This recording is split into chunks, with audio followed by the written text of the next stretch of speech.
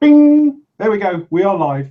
Hello, everybody. Welcome to Flory Models live show. It's myself, and I've got the wonderful armor god Steve with me tonight. Say hello, Steve. Good evening, everyone. Good evening, everyone. Yes, it's just us two tonight, so hence you've got a camera right in front of me.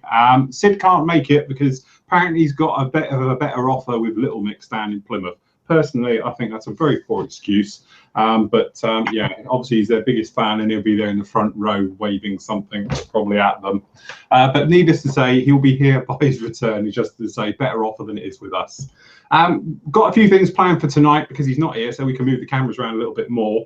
So hopefully I'll be able to put the old camera down a little bit like this, and we can show you a few little things. So we're planning on, as I spoke about on the news shows over the last couple of nights, we're going to try this brand new Badgers all singing, all dancing surface primer, Steinres, or however you pronounce it.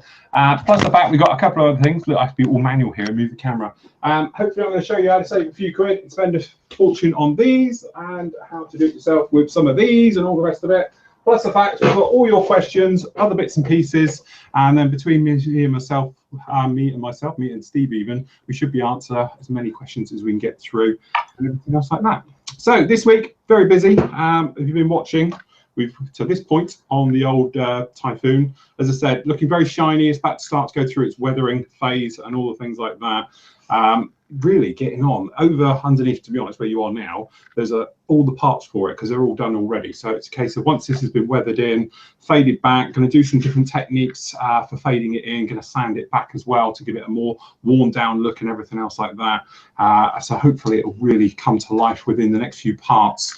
So there's that one up. The videos are obviously editing, doing that at the moment. So you're going to have the next part of that episode on about the invasion stripes, doing all of those, doing the deckling and things. And then the other big thing I've been working on, boy, is it hot in here tonight, is this guy. Okay, so this is the Typhoon 29 Squadron. Thanks for all your feedback, everybody, on what XXX is.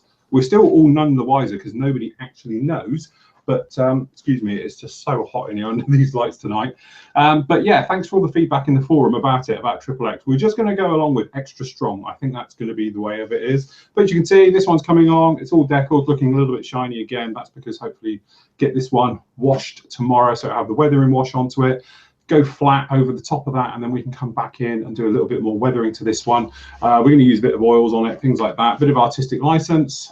Get this thing armed up. Get the acrylic rods into it, all those things, get it onto a base. Yes, I'll show you how to do that. And then obviously we can power this thing up and make sure the LEDs still work. So there's loads of work going on that one at the moment. The only thing I forgot to do, I was getting on so well with that, I forgot to sort of cover the deckling, but we've done that loads of times. So if you want to know about deckling, just have a look at the Typhoon one, because I've covered it in there. So, and everything else like that. So, Steve, what have you been up to? I've been very quiet, to be honest. Not being so good on the health front. So I haven't spent much time at the bench, but I did manage, where is it, to get the old C3PO done that I started on the last time we did a live show. Yeah, absolutely, looking fantastic. Shiny. Hadn't painted him, used glue, filled or anything. That's just as it is. So I think I'll leave it like that. Yeah, absolutely. Quit whilst you're ahead. Yeah. All the good things. But yeah, no, looking absolutely fantastic. You say you haven't done any more work on the Missouri or anything else like that? No, unfortunately. I'll be hoping to get back into the full swing of things and hopefully make some major progress on it. Big old project though, that's for certain. Yeah. Absolutely. Well, as I say, a couple of other things going on during the week. I have, which I haven't got with me, it's upstairs in the office. I've actually been going along and doing the all the work for the stirring up dust bits and pieces. Got to speak to Sid, because I'm not sure if he's done the video for it yet or not, or if even he's started on it. If not, I'll get that route through this week. But needless to say, the medals should be here tomorrow. There's a couple of prizes and things like that I've sorted out as well. They'll be here this week. And then obviously we'll be announcing the winner and all the bits and pieces. Because what I've done is I've been through the system, as we said, with the like system on the pictures, which was part of the scoring towards the overall. Because then I went in and looked at your build threads to see exactly how helpful you've been in there and all the rest of it. So, and as I say, the standard of the work and the amount of work you've put into actually your build threads as well has been absolutely fantastic this year. So well done to everybody, but that will be finished by the end of the week. We'll get that absolutely sorted. Other thing to cover, obviously me and Steve were talking about it a minute ago, is the members barbecue. Remember, we need to know you're coming, so please let us know. Either shoot me a PM or preferably through the forum. There is a thread running in the announcement section because obviously that is a week on Saturday, okay? Doors open here about sort of midday-ish. The food is going to start around about 3, 4-ish, something else like that. And then obviously the evening's debacle will probably fall apart from there. And everything else, but usual thing is say we're going to do a little bit on shooting. We've got the radio controlled tanks running around the garden. The studio obviously be open to have a go at airbrushing or anything else you want to have a go at, and things like that. So, and I have got a little bit of a plan for something if I get it done as well, where you might be able to get hold of some goodies here. Okay, so just something I'm working on at the moment. It's just I intend to have a bit of a clear out in the studio. I need to make a bit of room. It's getting far too cluttered, so I might be having a bit of a giveaway, or if you want to donate to things like Snap or something else like that. But some of my kits I'm probably going to try and move on, and perhaps even some of my built stuff, and a few other bits and pieces. Some of the paint sets I don't use anymore and things like that. It's just that I need to clear. As you might notice, you've got a different angle tonight. Just down here is absolutely mad at the moment. Trust me, the rest of the place is looking like it as well, and I could do with a bit of a gut job.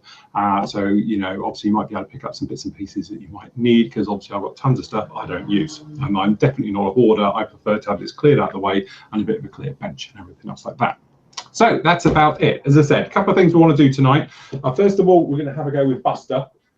Okay, so Buster, as we all know, has had quite a hard life. You know, needless to say, this poor guy has been coated in almost everything, and I've just attacked him with a load of sandpaper to try and make him a bit smoother. And then what we're going to have a go is with this brand new stuff. Now, the idea we're doing this tonight is I'm going to do it over tonight. We're going to have a go with it, just see what we get, see if we can sand it after sort of an hour or something, and then I'll leave it overnight, and then tomorrow's live show or the vlog during the evening, obviously we can have another go with it, see exactly what we've got, and then the final results hopefully will be done for sort of, you know, around about Thursday or something else like that. I'm going to record it all on the big cameras, so for a better view as well, because I understand obviously streaming's not very good, and I can edit it together for sort of an on test. But if you have used this stuff, then shout up in the forum and let us know what you think of it and all the bits and pieces that go with it. But yeah, big thanks to Wayne Hillman for sending me this bottle. Thanks a lot, mate, and I'm going to have a play with it right now. All right, so Steve actually he haven't even had a go at this one, so definitely a guinea pig for all. Normally I would do it over in the spray booth, but the plan is obviously I'm going to do it with you guys here. Now, to prove that I have never used this stuff before and all the rest of it, I just grab the camera so you're not looking at me. I haven't even opened this because, as you can see, we've got a top on it, which, all right, doesn't come off. I was hoping it was going to peel off easily. Come on, you little rat. See, look. Look, Bessie, covered already. Okay, now, apparently everyone always just says with this stuff is shake it like hell. Okay, it has been shaking for the last sort of half an hour before we came on as well. Standard thing with the old airbrush, so I'm actually using the Infinity. This is CR Plus. Okay, it's got a 0.2 needle set in this, which I tend to use for everything, which could be a little bit small. All right, now, that guy's coming undone. Okay, with this stuff, it does say you can spray it neat, so that's exactly what we're going to do. All right, so we're just going to pop a little bit in here. Now, this is going to be the ultimate test for this stuff, okay, because he says, just turning on his cameras because he's forgot, okay, because this stuff, as I say, is going to go over Buster. Now, as we know, poor old Buster, come on camera, as you can see, has had quite a hard life, and he's had more coats than you can shake a stick at, including some really nasty stuff like those waxes that we used or whatever they were, these metal coat stuff. So I'm going to see if it covers that as well. All right, so that's the plan for this one. So usual thing, we're just going to check our flow. I have to say, it comes out really nicely, no problem at all. So what I'm going to do, I'm just going to pop him over some areas here. Now, I haven't changed my air pressure from what I would standard sort of thing for spraying down normal primers, all right? So we're probably running quite high, 18 to 20 odd PSI. First impressions, literally off the bat here, there's no smell to it. I mean, as in, yeah, obviously there's a smell, but there isn't anything you would actually be worried about. It's not trying to kill me, all right? Coverage is very acceptable, very nice. In fact, considering, as you can see, the surface that we're going over here, this stuff's working very, very well. Okay, so we're just going to go over the tail. I'm going to do a bit more heavy work up here just to see what we've got. Now, fogging around the room, I also have to point out, is minimal, because if I was doing this with anybody else's, by this point we probably will be choking. And as I say, we're not. So kudos here, it's working quite well. Okay, I'm just going to put a heavy coat down in here. Now, as I say, we are going over various different things here. So this time we're going to go over the metal true colour, which is nasty stuff at the best of times. And as you can see, straight off the bat, that's covered it lovely. Coverage is really good. I'm just running literally out now, but I have to say the coverage is very, very good. Okay, I'm just going to load up just a tiny bit more, just to chuck this in, just to finish off what I'm planning on. Okay, so we're just going to come under here.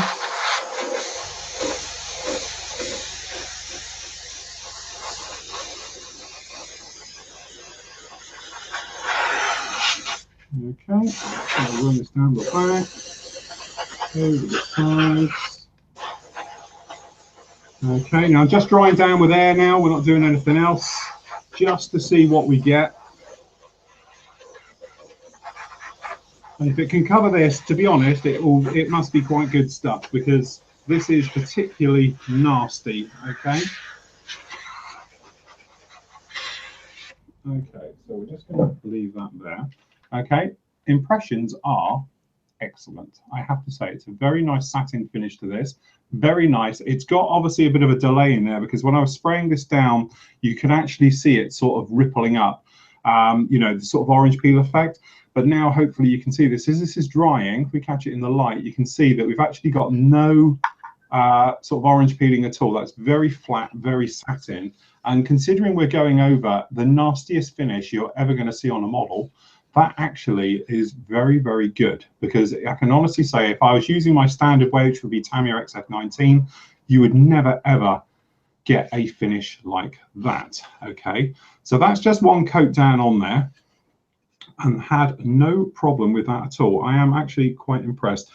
This gold stuff, say silver stuff even, you might see is coming through, but to be honest, that is probably the ultimate test. Don't forget, this is extremely shiny. It's like a wax. If it can cover wax, it will cover absolutely anything. This was more the side we was worried about, and it's covered it no problem whatsoever.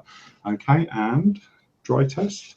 It's dry to a little brush test already. Got no problem with that whatsoever. That's actually very nice indeed. No problem. Okay, so yeah, I have to say, initial impressions are, I'm going to be cameraman today. Initial impressions are extremely good. No problem with that whatsoever. So the next one will be clearing up, just to say. So all we've got down in here is we've got the standard Vallejo airbrush cleaner. Bearing in mind this is polyurethane based paint. So we're just going to give it a bit of a whiz round. And then what we're going to do is just tip it in my dump pot. And we have a look, and it looks pretty good to me. So it's not going to be one of those things that's going to clog up your airbrush, okay? And that is obviously the worry of these things as well. It's all we're having a great product, but if it takes forever to clean up, then you know you've got a problem, all right? As you can see, the airbrush pushed it through very easily, no problem at all. So we're just going to give this a shake and a blow. Okay, quick clean up in here, around the front, around the business end. Okay, through. One more hit with the airbrush cleaner, just to make sure we're all good.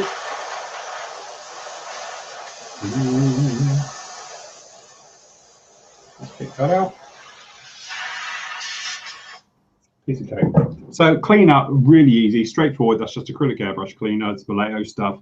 And then back to this. So I have to say, you can see that. That's actually very nice stuff. And as I say, if it's covered that, to be honest, that's extremely difficult, because as I say, there's just loads of different layers. It's dry to the touch. It's extremely smooth and absolutely everything. We have got a little bit of rippling. And you're not going to be able to see this, but hopefully the camera above will, or the other ones on the sides. But you can actually see we've got rippling up, which I'm assuming what it is, it's reacting with something that's below this. Now, I can't say what that is. This thing's had more coats of paint. You guys have seen this over the weeks. It's, well, years now, actually. He's had every coat of paint over this. he could be reacting to something down there, or it could have happened before and I just didn't notice. So I can't actually comment on that one. But what I can comment on is it wasn't very nice. It had the hardest, roughest sanding job it's ever had over this one, just to get the lumpy bits off. And it's covered it absolutely beautifully with no problem whatsoever. It's dry. It's probably good to the touch like this for a few minutes. I wouldn't hold on to it anymore until it's totally dry. I can still feel it's a little bit tacky in places, but generally it is workable. If you were doing the other end now and spraying around and going around, you could hold it whilst you were doing it. You would get away. You're not going to leave fingerprints right off the bat, okay? But there we go. That's very good, I have to say. So phase one gets a bit of a thumbs up. So quite good on that one. What do you reckon, Steve? Any good? It looks good, but like you say, I think that you're best trying it on a completely unused surface, a bare plastic surface, just to see, to get a true result, see how it works. Yeah, that's a good point. Okay, so now I'm going to have to just grab a piece of plastic which hasn't been used. Hold on, I've just thought of something. Okay, so we all know the AK stuff didn't work. Well, mine didn't. I'll talk about that in a moment, because in case you haven't caught up with that one. But what I can do is literally just give this a 2-minute on the inside. Okay, just to see exactly what this will do. So what I'm going to do is just do it over here.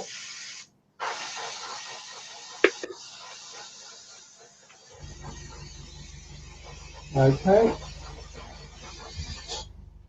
So I have to say, that has covered beautifully in here as well. All right, I'll just do this a bit further up.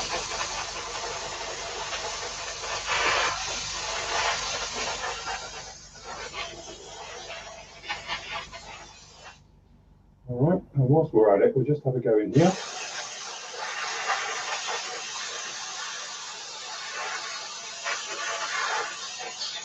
Just to see, because we can. Okay, note to self to clean that out in a moment. But hopefully, as you can see, neat plastic, no problem whatsoever. You know, straightforward job. And then obviously that is over AK stuff with the odd peel. No problem at all. So I have to say, absolutely fantastic. The thing is, me and Steve were discussing this before we went on air. There's no good at being a product if you've got something on the shelf that does the same thing, okay? And we did discuss about these days, there's so many different paints coming on the market, and obviously these fancy products which promise you the earth, especially things like primers, when in theory, you know, they're just doing the same, sometimes worse than what you've already got. You know, it's not really a lot of point to it, but from our point of view, you know, sometimes it might be better to stick with what you know and go through. But some people harp on about this and have said it's brilliant, so we thought it'd be well worth a try, definitely. Right, so what we're going to do, we'll let them dry, we'll give them half hour, and then we'll give them a bit of a sanding test, and we'll see what happens. So over to you guys for your questions. So right, okay, now bearing in mind I'm reading this off my phone, so bear with me a minute. Right, hi lads, everyone in Flory land. Well, my vacation's over and I'm watching from you know where. That means he's at work, okay. Just recently used Guns Mr. Metal Colour for the first time, and wow, can't think of a question right now, but I'll post something up. That's our Ian Smith. Gun stuff, as I said, I used it on, making sure I'm not covered on it. As I say, the back end of this guy is a mixture of this is AK stuff in this bit, and then this stuff around the back, it's actually all Mr. Metal Colour. It's buffable, so hand painted on, then buff them afterwards. And I have to say, actually, I thought turned out really, really well. Might need a little bit more weathering on those, some heat, some various bits and pieces we're going to put into those, but straight off the bat, really easy because you can hand paint them. But I did actually hand paint as well the new Extreme Metals as well, okay, and I managed to hand paint with those with no problem. You know, they're not obviously designed for it, I don't think, but you can get away with it. So shouldn't be too much of a problem there. The other thing as well, a lot of you are mentioning, if you haven't seen the vlog, I have spoken directly to AK about their Extreme Metal, and they are sending me the full range. I hope so. They haven't actually got back to me yet. I'm hoping they're going to send me the full range of the ones which are correct. Some of you have asked if I've used all the colors. No, to be honest, I haven't. I haven't used the copper and this one here, which is what, brass. I haven't used the copper and the brass, but I have used the other colors with different results. For instance, what was it? It's the, which one was it? Was it the burnt metal or something? Seemed to be a lot thicker. And when you're spraying it, my airbrush started to spit a bit and cough. Again, it could be one of these initial batch problems they've had and all the rest of it. Some of you guys asking me today about where would you send yours back to. Literally just shoot them a message. I will look it up after the show, and I'll drop it down in the thread for this one in the forum of the email address I'm using and my contact name, which you'll probably hate, but hey. So you can bombard him of where to send it back to, because I have asked them, should we be sending it back to the UK distributor, or do you want them direct back to you? But so far he hasn't actually got back to me on that particular note yet. Okay, right, next up we've got Mike Timp. What have we got? Hi all. I've uploaded a couple of pictures of my P51, which I've been working on for a while now. Since this is my first that I've done as a NMF or a new metal finish, I've taken my time with it. I don't want the plane to be overly weathered because I want to keep mine looking nice looking. My nice metal look. I was going to pin wash for the panel accents since I'm concerned about washes toning down my new metal finish. For places like the wheel wells, I was thinking about airbrushing them with Indian ink. What ratio would you recommend? I would like the satin look on the painted areas. Do you guys have any recommendations for achieving this without affecting the new metal finish? I've been using Model Master's Metallizer Sealer, which is great, but does shine up the paint a bit. Hope all is well with the puppy. Yes, Lola's fine, everybody. Thank you. Another 35 quid down the vets for a steroid jab. She got stung by a bee or bitten by a spider and her head swelled up a bit. So, but she's fine. Thank you. Great pictures. What I'll do is, hopefully, if I can do my picture-in-picture bit, you guys can all see this. Where are we? Hopefully you can all see that tonight. Okay, so yes, beautiful looking P51 there. Nice work on the wheel wells as well. That's very nice detail down in there. Okay, couple of things. If you're planning on giving this thing an overall wash, and it's not just a general plug, but if you use the Flory Models wash, the clay wash, and stick a coat of dark dirt over that, it will actually not affect the metal work whatsoever, because it's just going to go into the actual recesses because it's over a very shiny surface. So it's not going to weather it down at all, and that will be the quickest way you could possibly do it. You could just give it a standard pin wash right the way over, but it'll just take a little bit of time and work it through. As for doing your flat areas or your satin areas on the nose and that, literally just mask it very carefully around, very light. Take all the tack off the mask you can do, and then personally I would just blow it over with a satin coat just to flatten it off a little bit and take the gloss out of it, and you should be absolutely fine. Wheel wells, as I say, down in there again, you could quite happily go in there with an Indian ink wash if you wanted to, or you could just do it with a standard sort of pin wash right down there as well. If you're doing an Indian ink wash, what I would say is literally play with your ratios and test them before, especially the drying times, because what can happen is when you first put it on, it looks black, and I mean really black. You look at it 2 hours later, you can hardly see it. It does lighten back, and it is very scary when you don't know what it's going to do. Okay, so if you haven't got a bottle made up, to be honest, I have got to do a new one, because I tip mine everywhere. If you watch one of the videos on the Typhoon, then it's just one of those things. Play with it and then add a little bit more both directions. So either thin it a little bit or add a little bit more Indian ink. To start off with, I would do an 80 to 20% split. So you're just going to use like 80% thinners to 20% Indian ink. It's very strong, very potent, and then go from there. So then just add it by drop each way until you're happy with the level. And to be honest, I normally have, in fact, I think I've given one away to somebody who was here, unless it's here somewhere. No, it's not. We got one? Yes, we have. I got another one here, which is slightly different shade. And I usually keep sort of 3 of them made up. One says dark, medium, and light. And then that way for different things, get different areas. If it's a very dark area and you want it to be quite strong, I use the dark. If it's something that's right in your face, then I'll also use the lighter version of it. But as I said, it's one of those things when it dries back, it's very hard to know how it's going to be when you first put it down. Let it dry back, and then you can work on it a lot better and everything else. Steve, how would you do your washing like it? Yeah, for the ink wash, I do the same as you. I make a build it up in layers kind of thing. Start with some ink that's been really heavily thinned, and then if it needs a couple of coats, do it like that. But I also like to have a little pot of water, so as I find the ink, if you think it's too dark, at least you've got the water there to instantly dilute it, thin it out a bit more. So that's the good way of doing it. As for the rest, I'd do the same as what you did. I'd for the front end of his Mustang, I'd mask over the NMF and apply some satin just over the blue. Yeah. No, that's it. I think, you know, in some ways you can worry about it a little bit too much.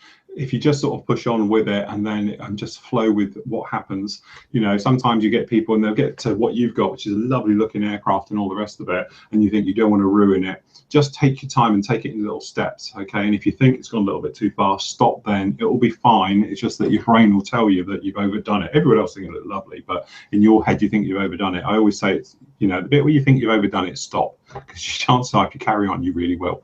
But as Steve said as well, if you were using even like we've been playing with oils recently, I tend to have just a pot of the thinners with it. And then when it's looking too strong, just give it a rub over it and dilute it slightly. It then flows away and it just fades back a little bit more. So it's always a win-win. I wouldn't worry about it too much. You'd be absolutely fine. Right, okay, who we got? Atul. Oh, sorry if I pronounced that wrong. I'm as bad as Sid. Okay. Hi, gang. Question for Phil and maybe Sid. Sorry. He's with Little Mix. Okay, haven't had a chance to use or try out AK's interactive extreme metal paints. Where have you been? God, dear, I don't know. We've been doing this for a week. Okay, as when I first heard of them, it sounded like the perfect solution for new metal finishes, but I was horrified. Oh, he has been watching when I saw Phil's review with it peeling off using Tamiya tape. Have you had a chance to test them some more? And have you stopped them peeling? How about a coat of clear? I have to say, one thing that is actually very good with these, because true to form, it's on here. When you see this video, you'll notice this bit here is really shiny. Gave it a coat of clear and it knocked it back, okay? But it knocked it back not in the way it normally does. Instead of flattening it off, it just changed the tone. It's still extremely shiny and it's still got that metal luster, where with Alclad, especially Alclad, but also other ones we've been using like the Model Master ones, if you overcoat them with Alclad, you lost that sort of luster, the metal look to it. This still retains it, even with a coat of clear over it. And to be honest, it's had 2 coats of clear over it now. No, actually, it's had 3 because it's had another one since deckling as well. So it's had 3 coats of clear over it. And as you can see, it still looks like metal to me. It's still got that nice, shiny look to it. And don't forget, this is the standard aluminium. It's not the polished aluminium or the chrome or anything else like that, but really is a very nice looking thing. It works really, really well. So from my point of view, I am very, very impressed with it as a standard paint on its own. Don't get me wrong, it's not that I'm knocking this stuff, that it's rubbish and it's no good and it's just the same as everybody else's. It's better. It covers extremely well. You can just chuck this stuff down with no problem. I'm just having trouble with it peeling. They're telling me it's I've got a faulty one, and apparently they're saying that they had a few lots of manufacturing which are substandard and slipped through their quality control or whatever. Okay, so they're saying it is a fault and it doesn't do it normally, and that probably explains why some of you guys don't have a problem with it at all, and it works absolutely fine. It's personally obviously just with me. So anyway, we'll see how this pans out over the next few weeks. Obviously, as soon as they get another set in there, I'll have a go with it and I'll try it.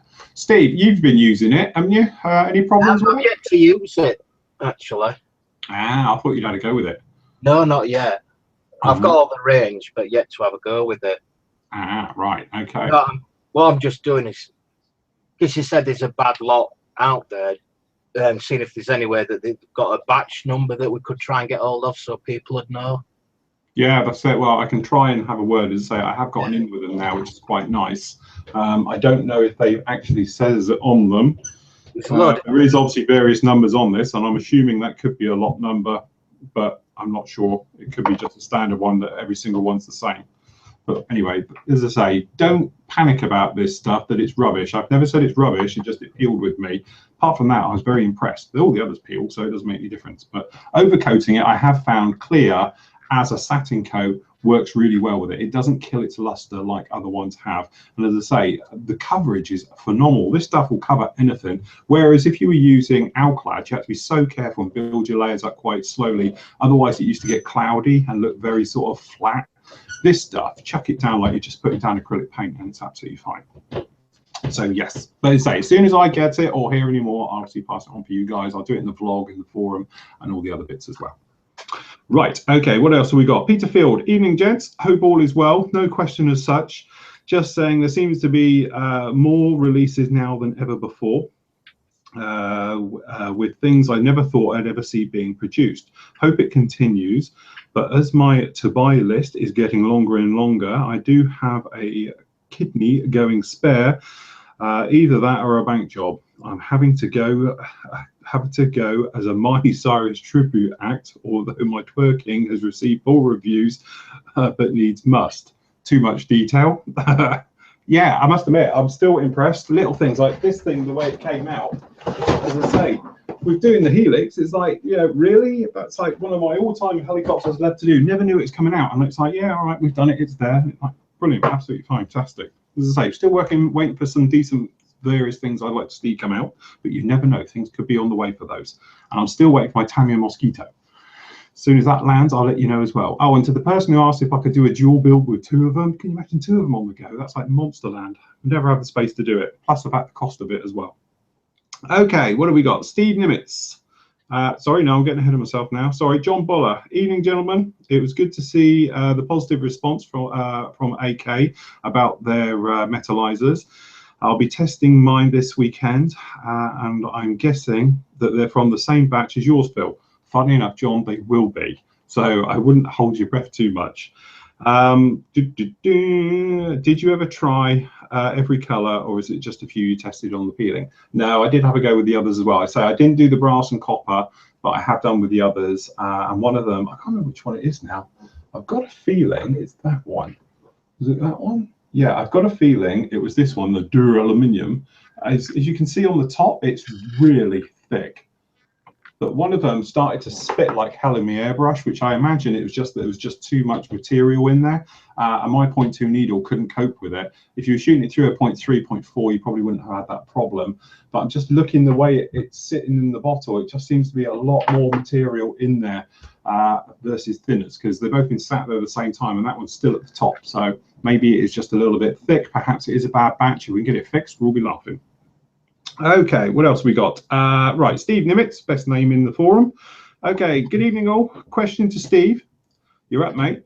When building a piece of armor, when do you like to start painting? Do you paint as you go, or get the model built and then paint it? Going to the IPMS Nationals this week, and maybe I could run into Hans. Thanks, the Admiral. Right, I'll depend on the armor. For example, on a tank, I would assemble the lower hull, and then I would paint the lower hull, paint the wheels and the tracks, and then assemble it, and then I'd mask over the lower bit. Then you can put your side skirts on, and then I'd concentrate on painting all the top. But it's like with any model, you have to kind of look at the instructions and plan it out to see how easy it is for you to paint it. For example, if you assemble the tank fully, it's got to be a pain to try and paint the tracks and the wheels, because you can't get in there with your airbrush or a normal brush. So try and break your build down and think, right, this has got to be the easy way for me to paint it. If you're doing something like a truck, obviously you'd assemble the chassis. Ideally, you want to paint the chassis before you carry on building upwards. You want to paint the interior before you put the, and so on, you know. So just take your time, plan it, and see which way you think would be the easiest for you.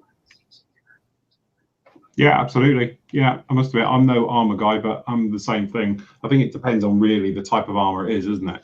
Yeah. If you've got something where you can put it all together and then do it, but also it depends on if it's camo or not as well, I suppose. If it's just like an olive drab all over and various different things, sometimes when there's just olive drab all over, I'll chuck it together and just paint it in one, and then just, you know, pick out the details afterwards. But if it's something a little bit more intricate, then do it as you go, I suppose, and do it that way. Right, okay, so we've got Neil, hi Phil and Co, carrying on from the AK metallizers, who do we get in contact with? I think we've covered this before. I expect I've got one of the Duff batches. Should we hold off until it's been confirmed that they are expecting us? In addition, could you do another tutorial on bending perspex rods and mounts, along with how to create a base, or is this something you're going to cover with a Typhoon build? I am going to do it for the Typhoon. I don't think I'm going to be bending it because I imagine, hey, I can do this today because it's all off here. But if you look round that way, you can see over there, where is it? There it is. There we go. It's probably going to look a little bit like that. So it's going to look a little bit like the Tomcat there. You can't remember where the camera was before. So it's going to look something like the Tomcat in a pole on the vertical, because I have an idea when we do shows perhaps to have a big base, maybe sort of about sort of A2 size, with various poles coming out with it in sort of a bomb burst or a palm tree effect. So that way they can just one little base with lots of planes high up, so it doesn't take up too much room. So I might then bend the rods as well, so they'll sort of come up and around various things. So, you know, just little things like that. But I will cover it again. We did do it, I think it was on one of the videos, because I put it in the oven and showed you about bending it and the various things. But certainly I can cover it again when we get to there. Although it's quite expensive, the acrylic rod these days seems to be going well up in price. Okay, so PS primers. Does the Berger primer smell? No, as I say, no smell to that at all. I'm quite happy with that one. If I remember, only slightly negative thing that you said about the ammo primer is it smelled medical.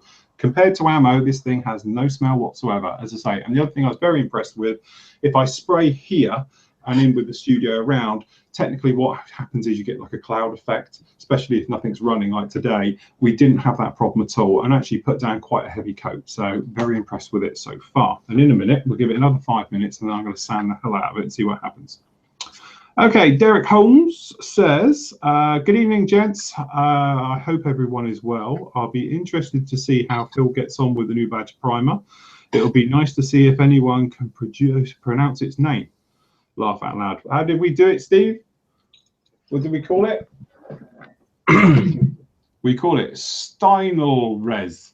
Yes, yes, either Stinel-Res or Steinl-Res. I'm gonna put my neck out and say Steinl-Res with this stuff. So there we go. That's where my money's lying. But you know, we'll see how that one comes out. Somebody knows different, shout out, obviously.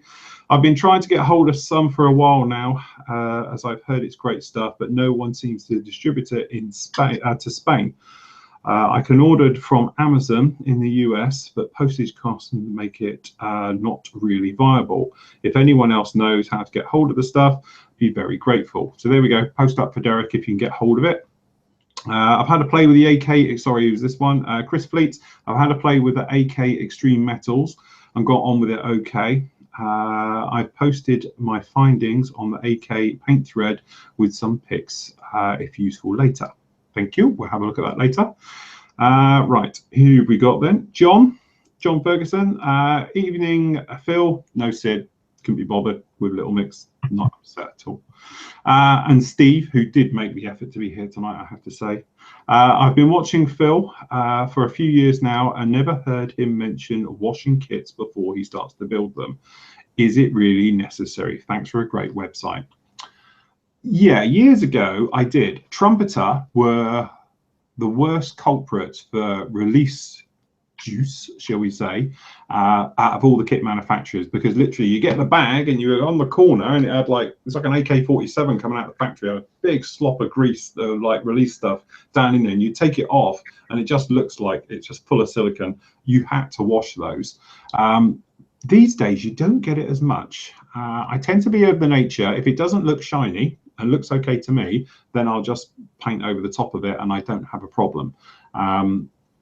I don't know, maybe sometimes you get various manufacturers, especially the limited run stuff, who do a lot of resin. You might want to do it with theirs, but the modern stuff you don't tend to see. If it doesn't look shiny, I don't do it. Steve, do you ever do yours?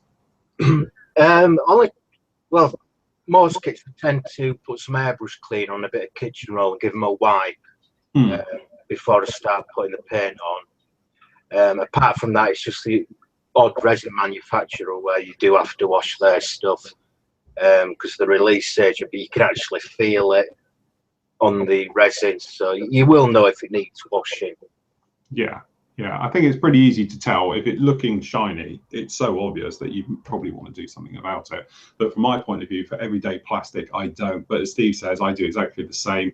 I've showed it on these ones as well this week during the videos. As soon as they're going into paint, they've had the sanding work, because obviously it's not just release. You get the build up with dust where you've been sanding and stuff like that. You can buy like plastic prep and all the rest of it, but I just tend to get a bit of airbrush cleaner, acrylic, and then just obviously squirt it onto a towel, wipe the entire model right the way over before I go, and obviously that would take away any release agent at the same time, so I think you'd be absolutely fine like that. But for day-to-day modeling, I don't think it's necessary. As Steve does a lot more resin work than I do, obviously with the armor he does a lot of limited run stuff, and I imagine his stuff will have a lot more than my everyday kits would, shall we say. So, but as I say, back in the day, Trumpeter, they used to be a nightmare for it. You'd pick up a bag and you'd literally have a slop of it in there, and the parts would just look wet. So straight away, straight out of the bag, make sure you've got no bits off the sprues, come off the sprues, a bowl of warm soapy water, give them a rub round. I used to have something like a 4-inch brush, paint brush, and just whiz it around gently, you know, not scrubbing the hell out of it, but just right the way over it, all the rest of it. Rinse it under cold water, leave it on the draining board, let it dry, and then job's done, you know, and away you go. Okay, right, here we got then. John Smith, hello from the US side of the pond. Have one question for Phil tonight. What is the name of those chisels, the tiny, lethally sharp ones that you use? I've looked back through the old news shows and on the tips and tricks section, and even searched the forum, but the name has eluded me. You mean these lethal things? I tell you what, you know, as we know, I am the biggest klutz, and so far I've only actually stabbed myself probably about 5 times, so that is pretty good. But these are lethal, you know, to the point of horrendous.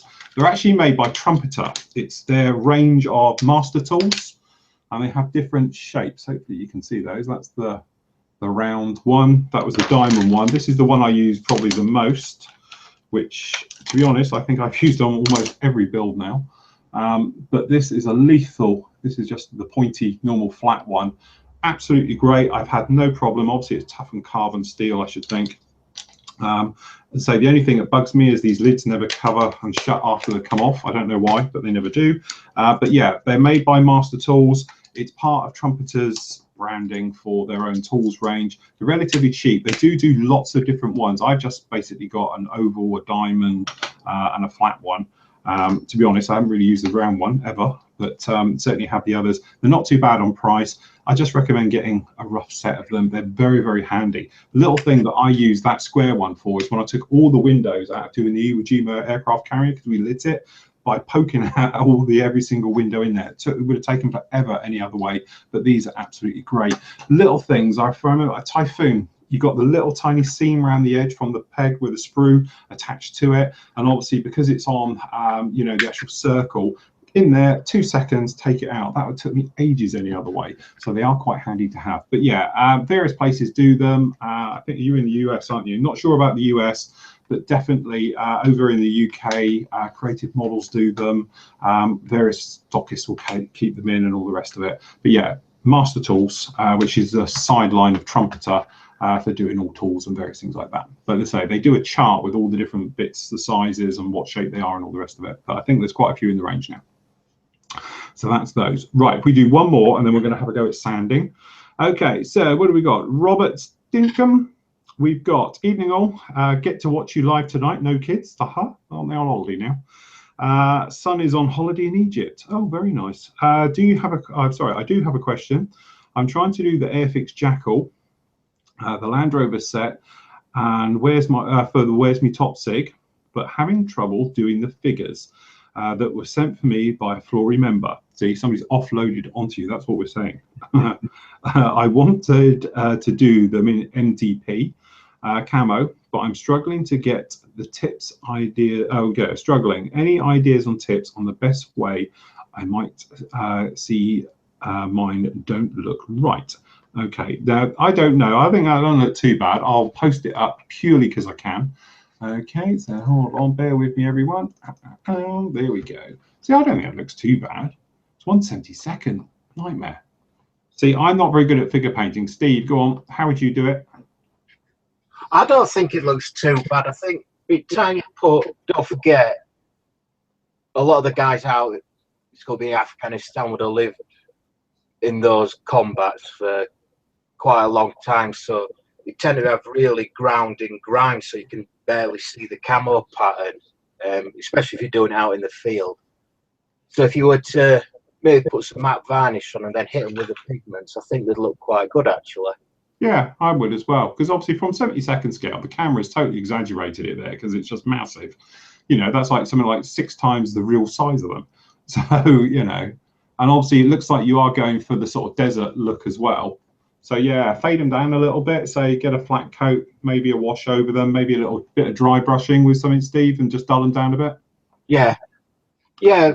It's all from that. It's all about the weathering, just to knock it back down a bit. Yeah, I would say just take it down, just a little peg, as I say, flat coat over it, and then, as I say, dry brush them just a little bit, just to give them some edges, just to break them up a bit. And I think that'll really work then, because any imperfections you've got here will just be hidden.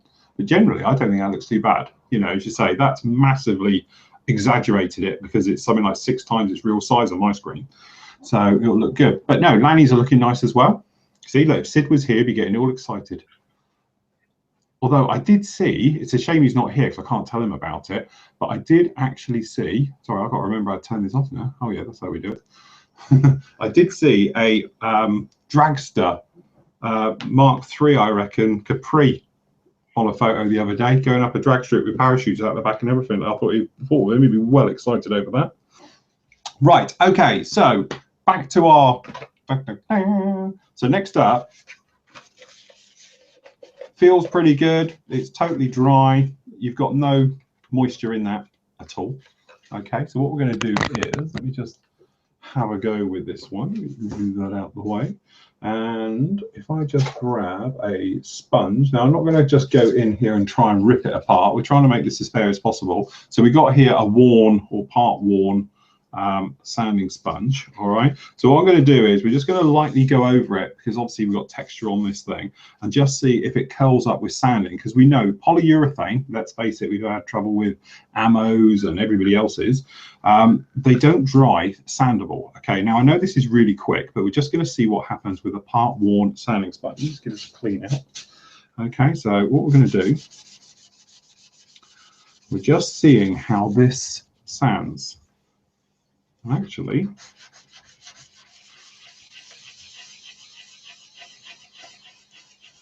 we've got no roll up whatsoever. And how long ago did we do this? What, literally, seriously, 20 minutes, half hour ago? And it's sanding perfectly. So we've got no roll up like we've had with other polyurethane based primers. We have got, I thought we had roll up there, but it's not. It's just literally dust. So if we just lightly go over this,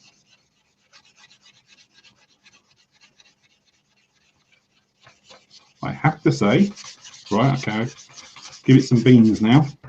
Got no problem. Literally just gonna take it out, clean up.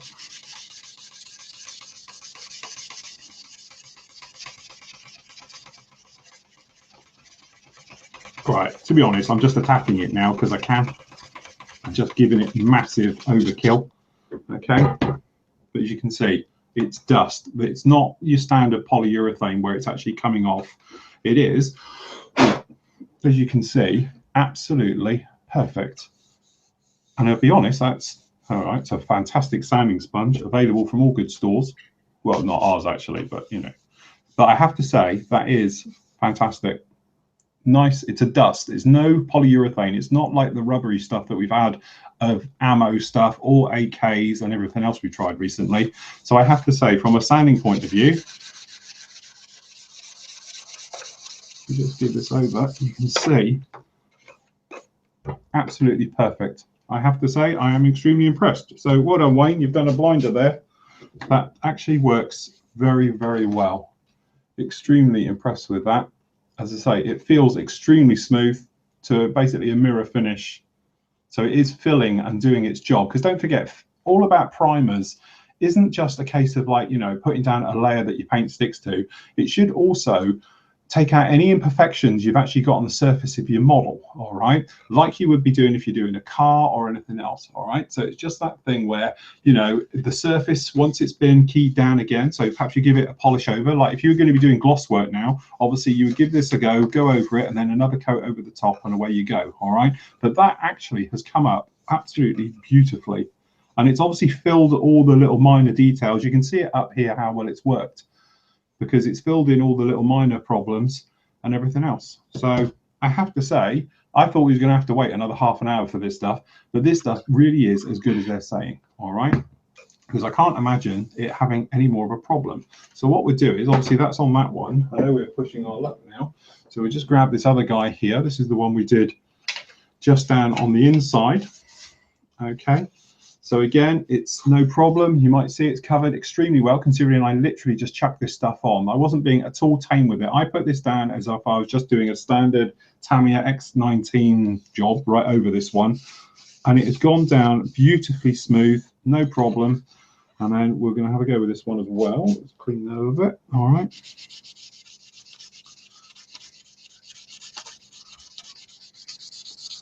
As you can see, there's a bit more bite on this side. It's actually holding onto it a lot more. It's not cutting through as well. That's because it's onto neat plastic, and obviously it's got a good grip on this, which then tells you that obviously this peeling, it just shows it wasn't a fluke or just anything wrong, because this stuff is holding on and it's not peeling off, okay? And I'm really giving this beans now to really try and cut through it. Absolutely fine. This stuff is actually as good as they say. You know, I love it when a product surprises you, and this actually surprises me because it works. You always get these new products that are like, oh, it's brilliant stuff. But this stuff really, really is. And I'm giving this maximum beans now just to see. And it is very, very good. Okay. No problem with that at all. So there we go. Quite a nice thumbs up on that one tonight. For a change, we've actually got a very good product. Thank you, Wayne, for bringing this to our attention. I'll keep this one. Thanks, mate. Do they do it in bigger bottles? That's what we want now, bigger bottles of this stuff. But having a product which we put down in 20 minutes, half hour or so, and we've actually got good results with it straight off the bat is actually a nice, refreshing change. If I just try it again on this last bit here. I'm just going to do it on here because obviously this has got the AK rubbish, a metal coat underneath, all right? So we're just going to see what happens when we try and sand through this. Okay, trying to be a little bit gentle. As you can see, it's starting to come through. Come on, camera. So we know it's not the anything on. Let's clean that out. Okay. Give this a gentle rub right the way over. Okay, so we just go through everything there. As you can see, so obviously we've gone through the AK metallizers underneath, but there's no lip, shine, cuts.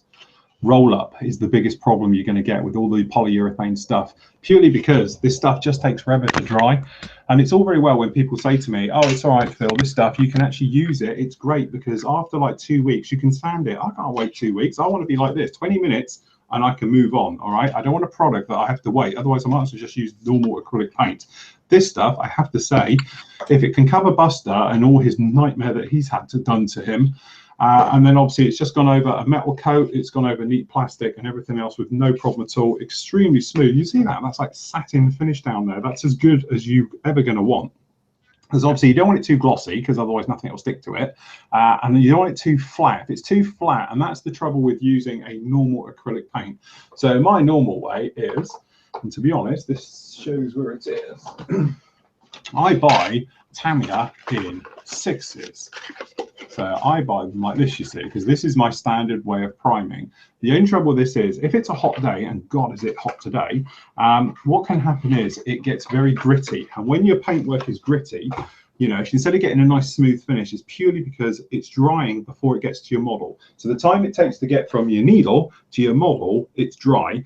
the particles then start to, you know, basically build up on top of each other, and you end up with technically a sandpaper effect. It's very rough, and then if you've got a rough primer going down, that's just going to get worse with every single layer you move on to, okay? Because what's going to happen is it's just going to build up on top of each other, and then you're going to come along and you're going to be into things like decaling, and you're going to get silvering and all those things, and you're thinking, well, I put a couple of coats of gloss down. Because deep down it's rough, everything just gets rougher as time moves on, and especially when you start getting to the thing of 90-degree angles, you get the vortex effect to talk about a lot during airbrushing.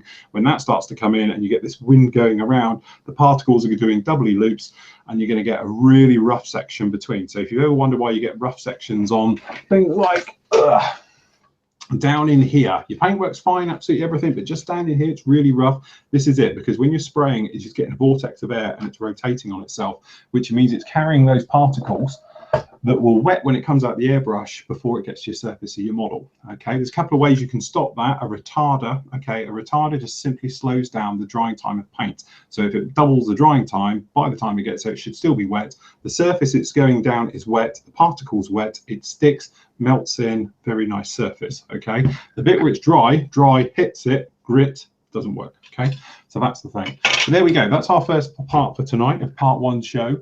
This stuff actually does work, okay? And that gets my thumbs up and endorsement, and I can say that, and I didn't even pay for it, so that's a bonus. So yeah, no, thank you for Wayne for bringing that to our attention. I know it's not just Wayne, I know there's loads of you in the forum mentioning it as well, but definitely does get the thumbs up for me. Can somebody post up if they do it in other colors? Be interesting. I'd only use grey, but I know the armor guys would probably like other colors as well. Yeah, I'm just looking on colors, Phil, and all I can find is white, black and grey in the primers. Ah, right. I didn't know if they did like a Panzer red for, you know, like some of the other companies do now, but it'd be nice. Yeah, the only real place, it'd be interesting to see where you could buy it from as well. For example, 120 mil or 3 times 4 ounce bottles at 28 quid on eBay. Right. So it's not cheap. No. So there we go. We have found slightly the Achilles heel to this. So how much is a 60 ml bottle? Because that's the 60 ml bottle. How much is one of those go for, Steve? I will find out. That's it. Steve over in Dictionary Corner there will come back to us in a minute. Let his busy beavering away. See a grown man panic. But yeah, I don't know. The thing is with modeling, some people obviously say to me, oh, it's really expensive. Okay, like somebody the other day said to me about oil paints. You know, they're really expensive. But okay, you get a tube of oil paint. This tube of oil paint will probably last me the rest of my modeling career. Okay, it's never going to go off as long as it doesn't totally dry it and you leave the end off. So yeah, okay, it may be like 3 quid, 5 or a tube, but if it's going to last you for the rest of your life, it's actually a cheap way of doing it. Your consumables like primers and things like that, you want them to be at a fair price because you are going to go through a lot of them. But it does depend. You know, one of these, it's got great coverage. I should imagine that will probably do 10, maybe a little bit more, one sort of 30 seconds. If you're looking at things like, you know, Tiffys and stuff like that, I should think you'd have no problem doing at least 10, maybe 15 before you're going to sort of run low on a bottle this size, because it has got great coverage. So 60 ml bottles, probably 3 into that, about 6 quid a bottle. It's not too bad. It's not cheap, you know. I was thinking it's more like the sort of, you know, $4.99 a bottle, but you know, as I say, it's got good coverage. It's not like, you know, because if you were knocking up XF19s, oh, there's one. You've got a pile of them here. If you're knocking up these, you think one of these is hitting what, around about 2 quid a bottle now, 2.20 a bottle somewhere, and obviously these are just 10 mils. You know, this you can use neat, this you'd be thinning usually 50-50. So technically it's still not too much in it. So definitely still worthwhile. I will get some. I'd pay it. I'll buy it. I'll buy the next ones, everyone. Oh, here we go. Found it. £5.60 for 60 mil. Oh, right. And you can buy the full set for £15. And even though I'll probably run out, the place to buy it is called Barwell Bodyworks. All right. Which is BARWELL Bodyworks. Right. and I got that from Badger UK. Mm-hmm. Ah, right. website. Okay. So and they do all the different Ah. paints and tints, and there's also an amazing steam. You know, that steampunk. Oh yeah. On there as well. Ah. Very good. Brilliant. So, Well, good to know this stuff, and I must admit, it's nice to have a product that actually works for a change. Seems we've been let down recently by so many others. Right. Okay. Next question. Right. What have we got? Okay. Hi, Phil, Sid, and Steve. Well, no, Sid, we know. Phil, you're building a Spitfire to go with. Are you? I'm sorry, Phil. Will you be building a Spitfire to go along with your Typhoon and Hurricane, as both Edard and Airfix have new tools of them? It'd be great to see your work you'll manage on one of them. Yeah, I have got, to be honest, my plan before we went away with Snap was to do the Spitfire to go along with the Hurricane. I was going to do them too as a sort of Battle of Britain thing. But I've got quite a few projects lined up for the summer. We've got a bit of a sporting theme coming on just after the back of these two. So we are going to be doing the Red Bull RB6, and we're going to be doing the Ducati 1199 as well from Tamiya. So they're going to be my two next ones, and then we'll get back to choosing what you guys want and all things like that. So at the moment, I don't have any mass plans to jump straight into that, purely because we're doing a monster this big with the camo work and all the bits and pieces. I know it's on something big like this, but don't forget, you can actually, you know, use all the techniques and all the bits and pieces we've done on this particular one and just do it to any scale you want it. So you can do it to 1/72nd, 1/48, 1/32nd, or God forbid, 1/24th. All right. So it's the same techniques right the way through. So because we've done something in sort of camo work, and then we've done like a modern camo on the Typhoon, we're going to move off to doing gloss works now, which is going to obviously be on the Ducati, and then obviously onto the RB6 as well. So that's the plan with those ones. Right, okay, where are we now? Page 2, I think. Hold on. Ding, ding, ding. Sorry, I'm not as fast as Sid on this one. He's definitely quicker than me. Christ, we're on 3 pages here. Okay, what else we got? Okay.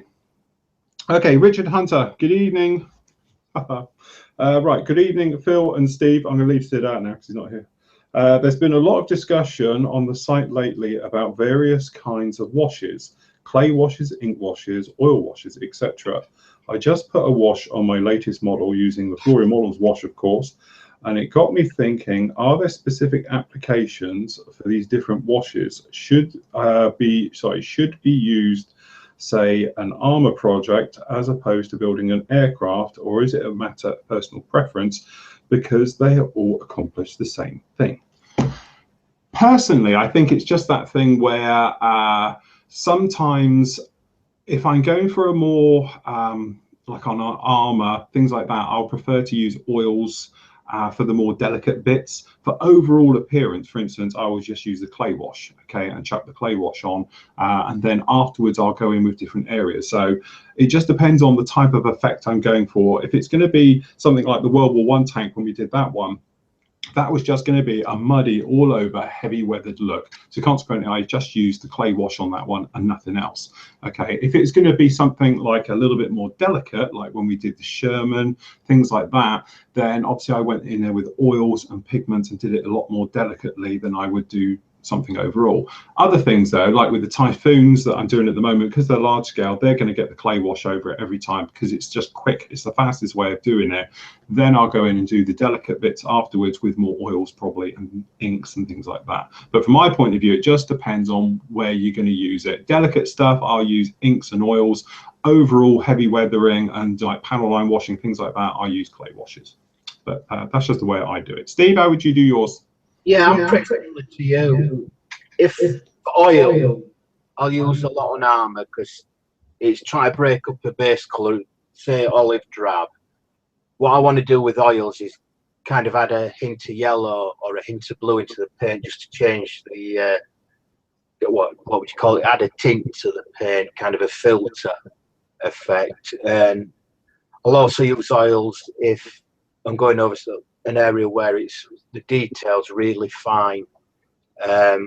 Clay washes, like Phil, I usually just, if I'm already happy with the paint work, I'll put the clay wash over to bring out all the panel lines and the normal details. So it's looking at a model and seeing how you want to weather it. And so yeah, I use, depending on the situation, depending on which wash I'll use.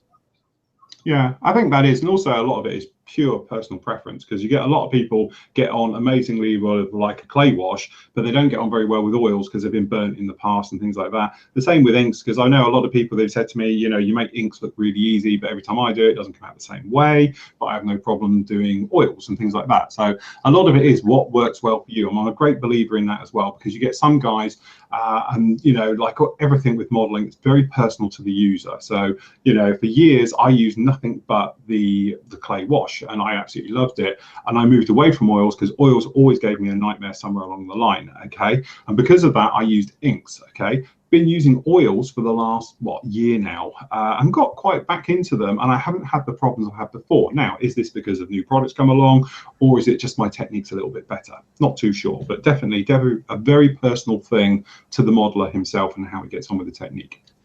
So that's how I'd say anyway. Okay, right, what else have we got? Okay, so George Taylor, hello Phil, Sid and Steve. I have another question about primers. In case you haven't heard enough of those, I am scratch building a model and a lot of the parts are brass. I've tried acrylic primers like Vallejo's Tamiya, but they easily scratch off. What is the toughest primer that will stick to brass and can be lacquer or enamel or whatever, as long as it's tough enough? P.S. Love the live show and the vlogs. Keep up the great work. Thank you. Steve, you're more into your brassy things than I do. What would you recommend? Well, one thing when you're working with metal, especially brass, I always like to give the parts a gentle sand just to score the surface. So obviously your paint's got something better to grip to.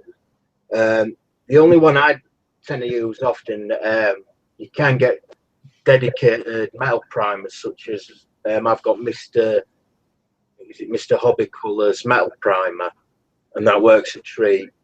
So you could look maybe at your automotive primers, because obviously they use on metal, and that's a job, and it will stick a lot better. But like I said, also give it a good little sand just to take the shininess off the metal first. Yeah, I must admit, I'm not very good on this one because I don't tend to do a lot of brass, but I know obviously Steve does barrels and various things like that. I would have thought that a quick rub, as I say, very light rub with a very fine sandpaper, just to give it an edge, to take the shininess obviously off the metal, because like everything, if it's shiny, it's going to scratch off. Even I think the toughest lacquer onto a hard metal surface isn't going to go. It's going to come away, isn't it? So yeah, definitely I think sanding would be your best way. And then, as you say, perhaps some of the automotive stuff would work really well.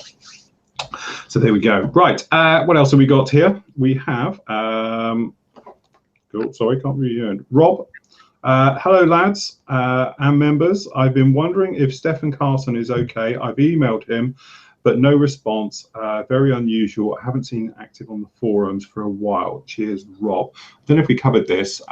Stefan's quite a private guy at the best of times, as we all know, but he hasn't been very well. He is fine. I did speak to him a couple of weeks ago when he went quiet.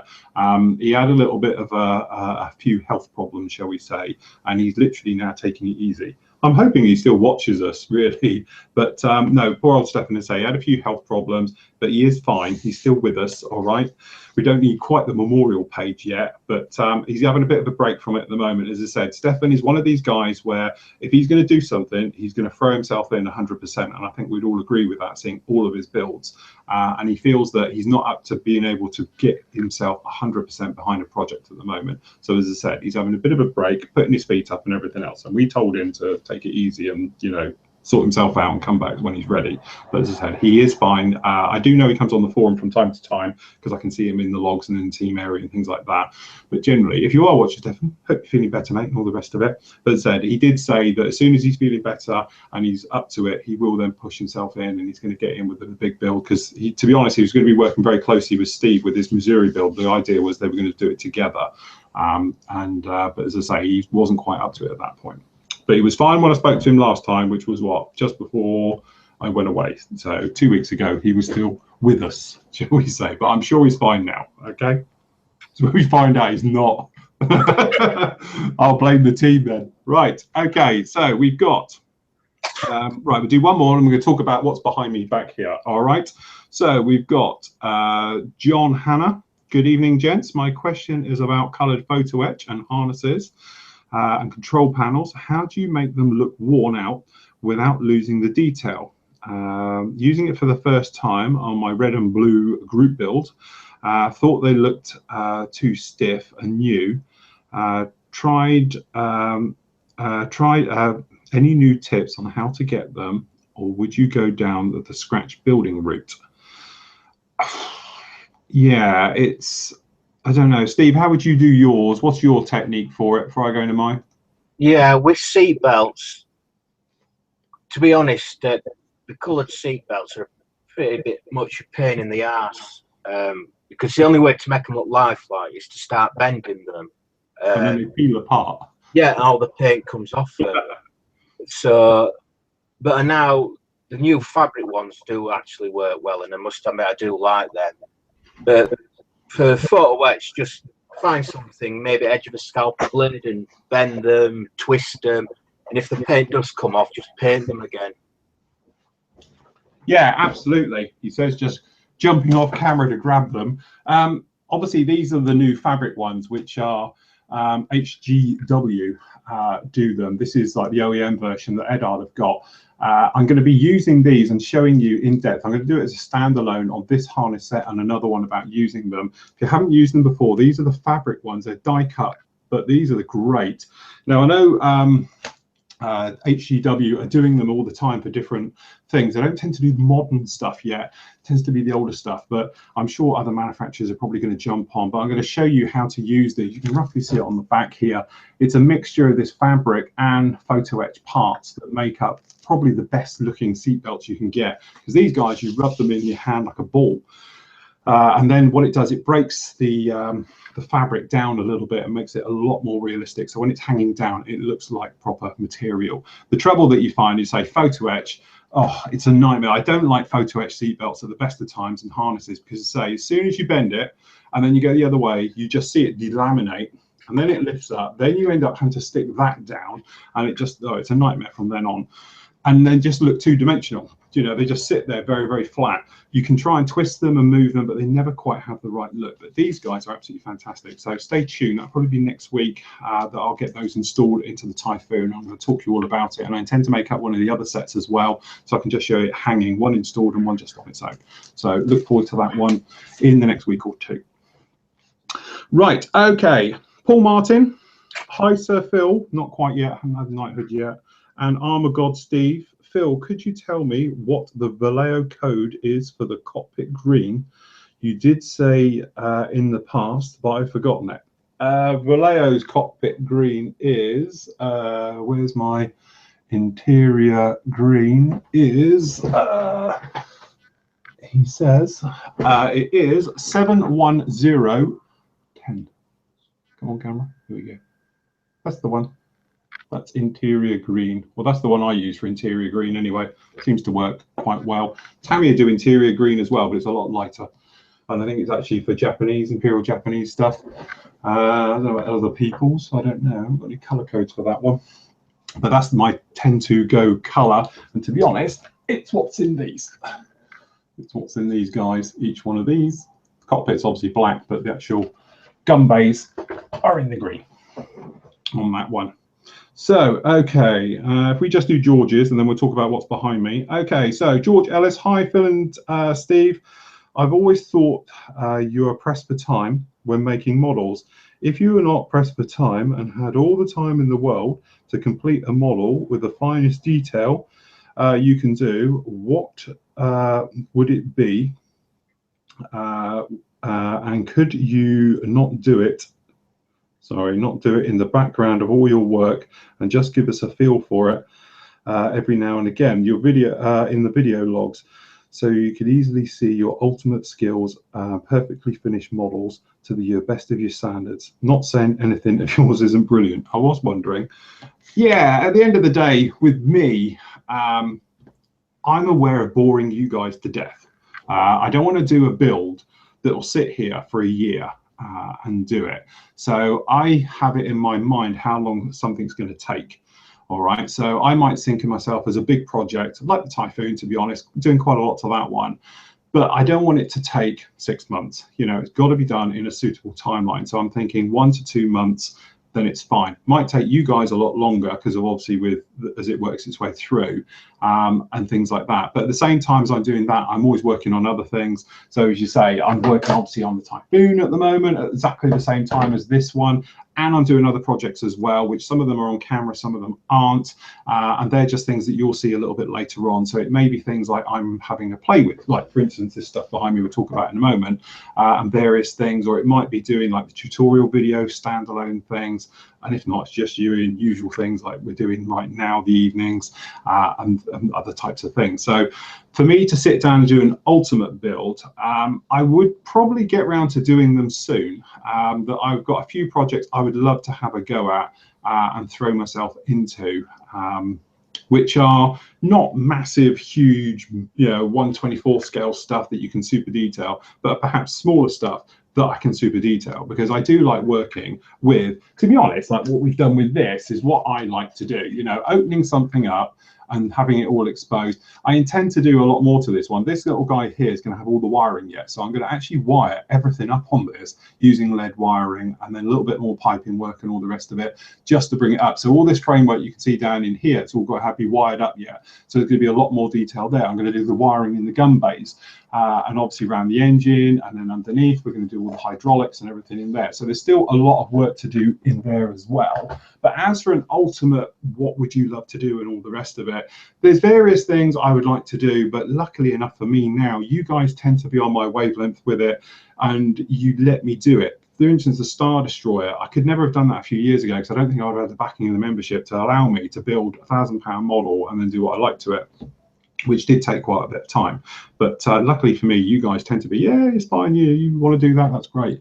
But yeah, there's a few projects I would like to do in the future, and hopefully I'm going to get around to doing those as well.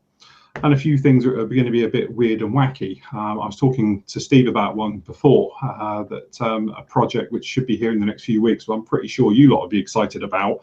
But there again, it's not something I could sit down and show you guys, but I can show you a bit of it and then go off and do the rest of it in my own time, and then the next day, so perhaps in the vlog you can see it come together, which will probably be, without giving anything away, Steve, my biggest build to date, literally.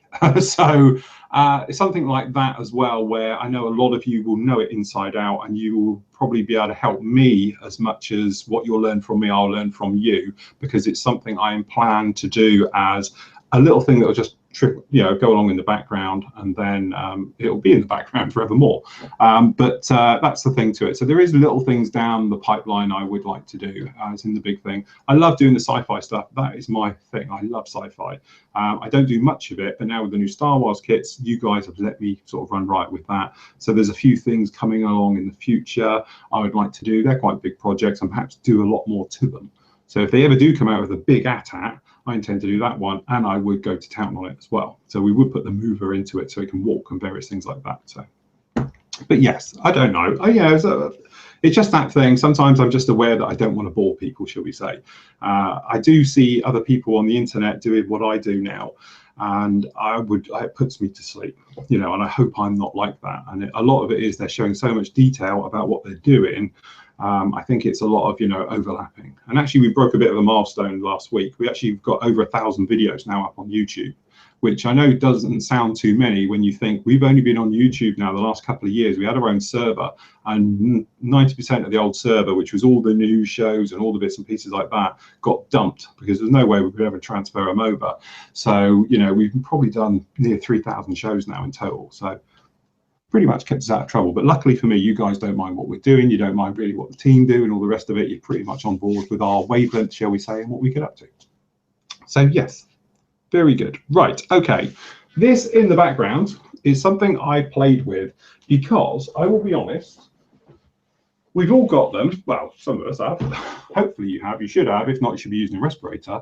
Is filters. Okay, now filters are probably just as important as your needle on your airbrush, okay, and your nozzle, because if it's not running right, you're in trouble, okay? So the bit where you're looking around your office or your man cave or your front room and you're thinking, getting a bit dusty in here, the chances are your filter's clogged, Okay, and a clogged filter is technically a useless filter. The way I know these are useless is when the mesh starts to bend inwards, where it's trying to pull it through and nothing's really happening. Okay, so there's the clue. Now these are just like that, all right? But the trouble is they're quite expensive, okay? And from my point of view, all mine does is go up a very nice hose that goes straight up. Okay, you can just see it in the background. It goes up into this cabinet. It then goes out the wall, and I've got one of those flappy things on the outside that then vents it clean outdoors. So it's not like it's having to filter it around the room and then come back in. So it doesn't need to have a big carbon filter or anything else on it. But as I said, these things are expensive. When you do as much airbrushing as I do, I go through one of these every month, basically. So it's 12 a year, and it does get expensive. So I was thinking there's got to be a cheaper way. And that's when I thought about getting something like this. Now, this here, sitting on the back, okay, is a roll of, I've still got it on here, it's called Blue and White Spray Booth Air Intake Filter. And it's like 1 meter by, because it was 50 meters on here, okay? So in a nice bag here and all the rest of it. And I got this one from FFP, which are foam and fibre products in the UK, next day delivery and all the rest of it. And I can't remember exactly how much I paid on this. Perhaps if I open this up, I could actually tell you. All right. So he says, sticking his knife through it. So bearing in mind, this has been sat in my shed since, what's the date on this? I can't remember now. Okay, so this one actually is a bit smaller than I thought. I got 20 meters here, all right, for £50. All right, so it's 1 meter by 20 meters and it's 50 quid. All right, so when you do the maths out of that, so it's 20 meters, you cut them to your own length like this, okay, and then this, obviously you get 2 of these off of the width of that, so then times your 20 meters, so you're actually going to get 40 of these off of here for technically 50 quid. Which is a damn sight cheaper than it is the other way. But then you think, okay, so how's that going to fit in your area? So if I just show you on this, so I've got my big scissors, have left me a moment. So all I did was come along and I cut out the back of these, as you can see. I should have done this one before, really, but hey ho. Okay, now this will go dust everywhere because I say it is a loaded old one. But I've got the other one behind me. And obviously Hoover later. So hold on, just bear with me. Talk amongst yourselves. See, look, this is why it works. You see the stuff coming off of this? There's like clouds of this crap. See, look, this is why it works. Now the idea with these is it stops everything flying in your spray booth. So it captures all the large particles. Okay, so there's your bit off there. There's your clean bits behind. And then very carefully, and normally you do this outside, never do it inside because it's horrible. But if you grab this stuff, you can have to pull it out because it's stapled in. To say, do this outside because it's horrible, horrible. It's disgusting. Yeah, definitely should have done this before we came on air. Put it this way, don't do this if you've got gloss work on the go. Right, Jesus Christ. Let me just put that somewhat down there. So you end up with this. Okay, so you keep this bit. You take your part. Okay, well, we've got blue on the outside. Now, bearing in mind, we haven't got a back on this now, so it could get sucked into your fan. So what it is, you put it in backwards. All right, so you just literally, I've cut mine to length already. So I've already done about 10 of these off of this because I've been trying this over the last, I don't know, probably 3 or 4 weeks now. Bearing in mind, I've had this roll forever. I just forgot to bring it in. Okay, and then you just tuck all this down in here. Okay, pop all this in. Okay. Now, this is the back now. So where it says front to face, forget that because what happened is this blows in here like this. And when it's turned on, it will slightly pull it in anyway, and it will hold it and stop it going everywhere. And you're absolutely fine and good to go. And when you want to replace it, you just grab it, throw it, bin it. Okay, and to be honest, I've been running it in this guy down here. You just about see it in shot. This is the second filter that I've had into this one now. Works absolutely a treat, no problem at all. And trust me, it's a lot cheaper, even though I'm covered in dust now, than doing it the other way, and you can have a roll. So what I'm saying is, all right, perhaps you don't want to roll because obviously it's going to last you a lifetime. They do smaller ones, but if you get together with your mates, if you've got a local club or whatever you're doing, get together, buy yourself a roll, chop it all up. You can all have a load of these each, and it'll save you an absolute fortune, because you've got my other ones down below, which are probably half the size of that again. So you'd actually get an absolute load of filters, really, really cheap, than it saves going out and paying a fortune for these. I can't remember how much these are, Steve, now. How much they charging now at whatever it is? Can't remember the company name. Yeah. But I know they're not cheap. They're about £9 a filter or something, I think. But if I do it outside, because I'm absolutely covered in this stuff now. Right, look at it, covered. So yes, not brilliant, but as I said, that's a 1 meter by 20 meters, or it was. It's smaller now, and everything else. So really, really handy on that one. So no problems at all. So there we go. That's a little bit of a money-saving expert job there. Just call me Martin Lewis. Okay, right. Where are we? Well, Steve just looks that one up. Okay, so what do we got? Right. Okay, Stephen Wright says, Phil and Steve. Phil, think I've got my new Meng. Oh yeah, sorry. Thanks, got my new Meng tank last week. I did ask if you wanted to do a review for this kit. Do you do reviews of members' kits you're asked to do? To be honest, Wayne, because I felt a bit guilty because they didn't get it out to you as fast as possible, I had it and I even boxed it up for them to get it out, but took them 2 or 3 days to get it out to you. So God, this stuff's everywhere. I literally got it out to you on the spot because it was a bit late coming in and then getting it out. But normally, if I have a kit here and the members don't mind, that I'm covered, like an Oompa Loompa at a party. What you can do is obviously, if you don't mind me opening up the kit and going through it all, I am always gentle and I always do bag and back up for you. Then I'm more than happy to do it. So, but that's no problem. If I can just clean my hands, because I don't want, you know me, I'll touch a model in a minute, I'll get yapped. Just clean that off. Yes. Right, here you go, Phil. Go on then. We have got A3 size, which is yours probably. Graphic Air particulate intake filters, pack of 3. Yeah. It's 45 quid including tax. 45 quid for 3.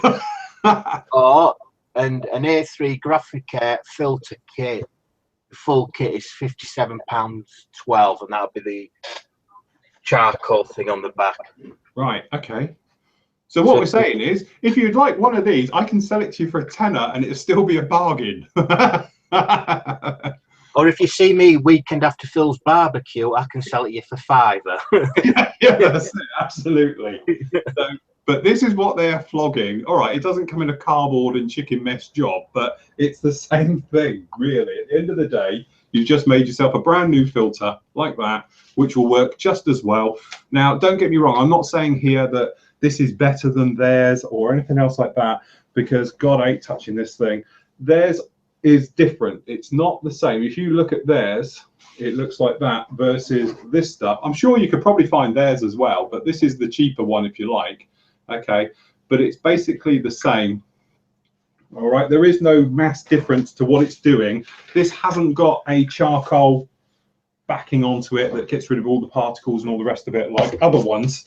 Okay, this is just the other one. But if you do want a set, I can even do you with cardboard if you like. I think I've got enough to do a full set of them, which will pay enough for another one of these and we'll be good to go. But for 50 quid, as I say, you can have 20 odd meters of this stuff and away you go with no problem at all. I think they do, because the first one of this we did was like a 10 meter one and everything else. I think it's around about 30 quid delivered. I think it's like 27 quid plus 3 quid delivery or something else like that by courier, and away you go. So as I say, it is a nice little cheap alternative.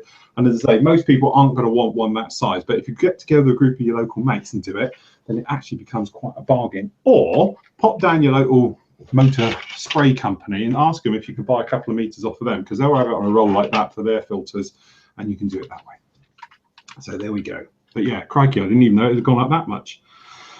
Okay, right, what do we got? And Andy Molyneux Hi guys, looking forward to tonight's show. Phil, I've used the Badger primer for the first time and thought the same as, and I thought it was the same as the Vallejo primer until it came to sounding.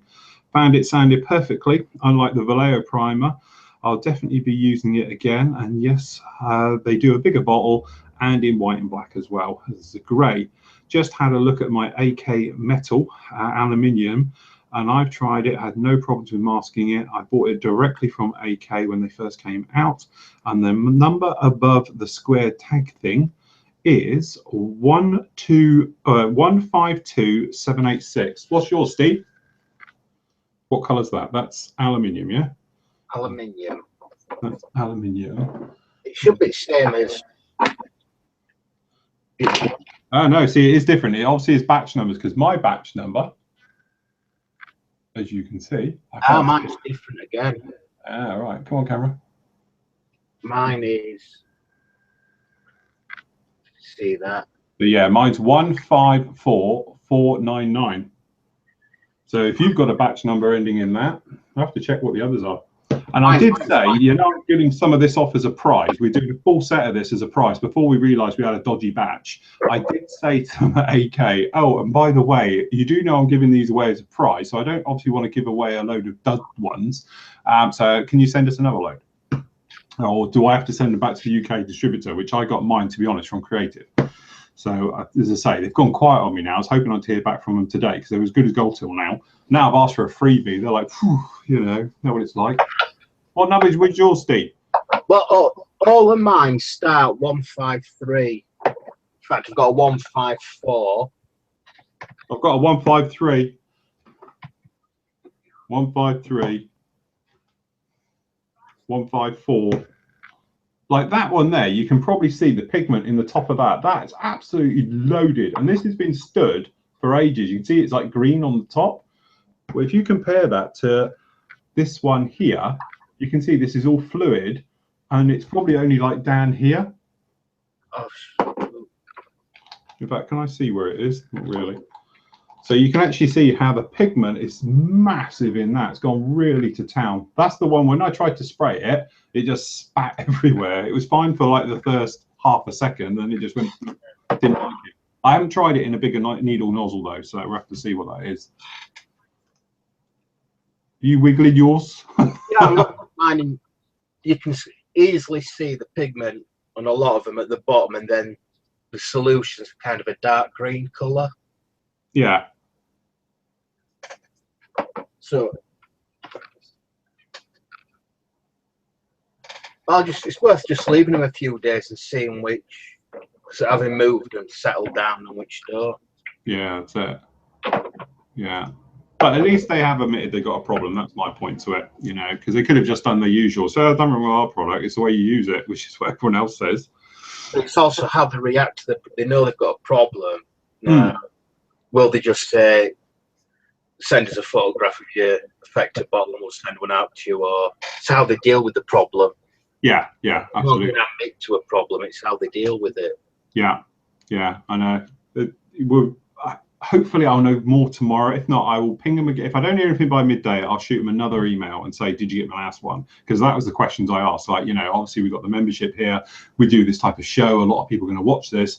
If they have got a defective one, what do they do? Do they go back to their place they bought it, or do they send it back to you? How do they contact you? I have asked all of this. I was hoping to get it back for tonight's show. But as I say, as soon as I know, I'll put it on that day's vlog. And obviously I'll post it up in all the usual places as well. So you'll get to see it. Okay, so what else have we got? I bought from a UK supplier, but have not tried it yet. The code is 153. Don't know if this is the batch of the codes. Can't wait for the barbecue. Hope to see you all there on Sunday. We will. Right, okay, Saturday, isn't it? Hope to see, yeah, it's Saturday, don't forget, guys. I'm just checking now in my head. Yeah, it's definitely Saturday. Don't do this to me and tell us it's on the Sunday. Our heart attack. Don't tell Mel, she'll flip. Okay, John, he has said, Phil, I've been modeling using two Neo CN airbrushes, one for acrylics and the other one for lacquer and enamels, varnish and clear. Most of my work is acrylic. and I can clean the airbrush after every paint color change.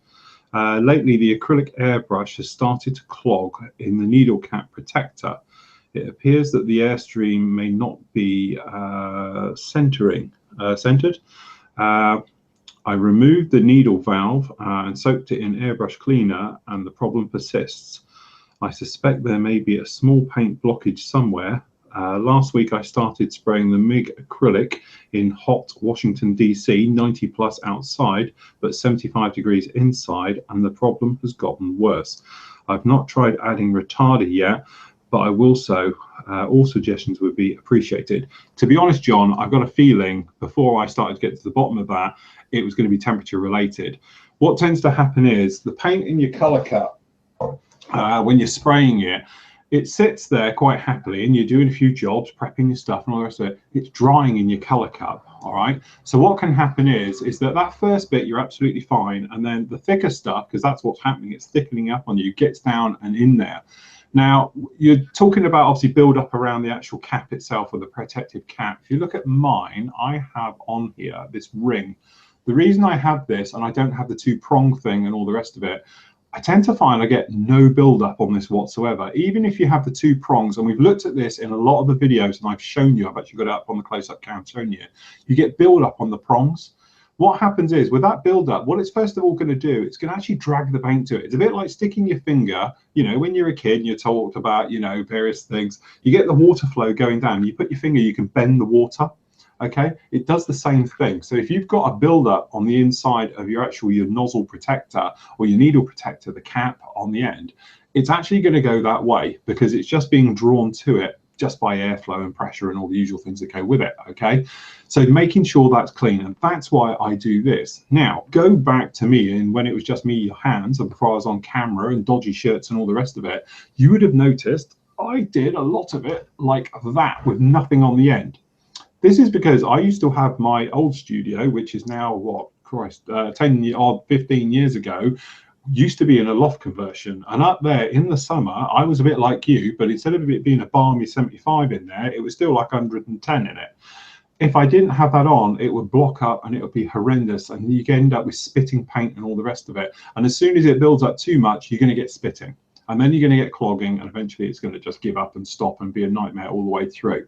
Okay, things you can do to stop that. We've spoken about it a lot. Retarders, okay, or flow improvers will slow down the drying time of the paint and will hopefully get you beyond the problem. Now, if I'm honest, we've had really hot weather here in the UK for the last, well, since I've been back, okay, for the last 3 or 4 weeks, okay? So I have been putting a drop in here. But to be honest, I tend to do my airbrushing first thing in the morning, okay? So I'm not out here in the afternoon when it's really hot. You might notice we get the sun out the back all day. We're south facing out the back. So, but we've got a new system out the back. I've got a roof and it's tinted as well. It's clear roof, but it's got a tint on it. So it blocks the sun coming through. It's a lot cooler in here than it used to be. So I haven't been using it, to be honest, even when I did the freehand spraying and things, because I didn't actually need it. But other things, what I've been spraying things, I put in a couple of drops of retarder, sprayed it on, had no problem at all. But I'm thinking it's probably to do with the temperature you're working in rather than your airbrush and having nozzle problems and stuff like that. Try it without the needle guard on, just be careful. Don't stab yourself and don't bend your needle, okay? Or if you can, get yourself a cap like that, okay? This is actually a harder in Steenbeck distance cap. So the idea is, if you're an artist, okay, you have your paper up on your canvas and you'll do this and you put it onto it and go along and you make hairs and all those types of things. This is what this is designed for, but it's great. The only drawback to this is you take said, I wonder where that was, it's my wheel for me, Typhoon, I've been looking for that. Yes, no, dump it. So it doesn't go in my cleaning station. So I have to put it on the edge here and then squirt it in, then it backfires all over your airbrush. And that's why, if you notice, when I cleaned that earlier, I didn't use it. Other airbrushes, which don't have said nozzle cleaners, they fit in there perfectly, no problem at all, okay? So yeah, I'm thinking it's more temperature related and all the rest of it rather than anything else, because you'd be amazed what a few degrees difference makes to your actual airbrushing and your systems and your flow and all the rest of it. Wouldn't you agree, Steve? Any other thing to add? Well, yeah, because I'm in a loft conversion and you know, the temperature gets ridiculous up here. Even late at night, I've got a thermometer, and it does tell, and you'd be surprised how warm it is. And I have all sorts of trouble with summer spraying. I usually put flow improver in there and overthin plus work at a higher pressure. So that's the only way I've found I can get round of it. Sometimes it's just clogging all the way. So I also tend to use lacquer thinners a lot more. Yeah. And little suggestion for you, on your pot there that you just showed us, there's a little rubber bung. Yeah. There, you can pull that out and then it fit in. My rubber thing fell out. Hold on, so they can see if I'm getting out. Didn't it? If I remember rightly, it does come with various sizes. But you're quite right. You could probably now sit this in. Yeah, and it will go in there now. I'm pretty sure. I can't get in there because the camera's in the way, but I will check. But I'm sure they do different sizes. When you buy these new, it comes with a couple of these for the filters and a couple of different sizes. I'll have to check that. Cheers though, because I forgot about that. I'll have to have a look. I've got none in there, none in there. Never mind. But yes, but you know, the weather, to be honest, here in the UK, we don't have it as bad as you guys in the States have it, and especially Australia and things like that. But then other people, obviously, if you guys are near the sort of equator, near the tropics and things like that, you have different problems because you have more humidity. And then that can be absolutely a nightmare as well. But you'll be amazed how temperature can play a massive difference, especially when you're doing camo work where you want a nice fine line, because a couple of weeks ago you would have done it and just whizzed around it and had no problem at all, and you know, no clogging spitting. Temperature goes up a couple of degrees, the paint reacts totally different, and then it's a case of, right, okay, we're gonna have to rethink this and try a few new things. But as I say, one of those things, try a flow improver, you'd be amazed at your difference. A couple of drops that makes. On a 5mm color cup, I'll put 2 drops in, and on a full cup, if I'm just doing half a cup, it will get 1. So if you're thinking a drop to sort of, you know, 1.5mm, work it that way, is a good starter. That's for me personally. If you're doing it's really hot, add another drop, okay? And then obviously, if you're over thinning your paint, don't forget it will thin your paint a little bit as well, but that's all part of slowing it down and doing those things. But it looks, it's like an oil, and that's how it works, you see, because it's more of an oil and it takes longer to dry. So there we go. Right, okay. So, where are you? Here we go. Owen,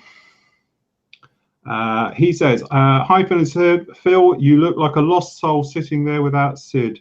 The legend knight, laugh out loud, definitely. Okay, I've been using Humbrol aerosol primer and love it. It gives a lovely surface and you don't need to clean your airbrush. The Eurofighter is looking class, as is the other Typhoon. Keep up the good work. Thank you. The only trouble I find when I'm using rattle cans, which I have got some primers of them up there in the cupboard, is like it's massive overkill when I spray them because it tends to go everywhere. And I don't do it in here either. If I'm doing it, I'll go out and do it in the shed or on a windless day just outside and spray it. But it seems to be like overkill when you're using a rattle can versus with an airbrush, you're a bit more precise where it all goes. Don't know, just me being picky probably. Right, okay. Where are we? Okay, Chris, he says, hi everyone. Quick question regarding gloss finish. I've watched a tutorial, but when you sprayed the gloss, do you use high pressure or low? Having trouble at the moment with different types of my experimenting. Gloss, you go low air pressure. What happens is, the idea is it's wet. That's what my thing is. When you watch the video of it, you're laying it down wet, okay? And it's a layering process. So each layer is good. So you might have to go down, sand it down, then the next layer goes on and it's wet. But the idea is with all gloss, it needs time to self-level, okay? Now, a couple of things can help that. Steve spoke about it beautifully just then. Very good segue, mate. Is to use something like lacquer thinners. Lacquer thinners, by their nature, are just a little bit more wet, okay? When you spray them, it stays wetter longer, which means it has more time to literally, if you imagine surface, okay, is dry, it comes along, it sticks to it, but you've got high air pressure, it's pushing on this surface and drying it as it goes, okay? This is when you get orange peeling. to be honest, because the surface doesn't have time to sort of level like water would, so it dries with a ripple to it, okay? And this is because also it's been artificially dried, so it's got air pushing against it, which is pushing it all the time, and you end up with an orange peel. Now, that's not end of the world, because you can sand that out. We spoke about it. One of the guys did a tutorial about doing it as well, which was great. He did it on a motorbike. Sorry, I forgot your name, but it was a lovely tutorial that spoke about obviously polishing it to get rid of orange peel. Beautifully done, great video, okay?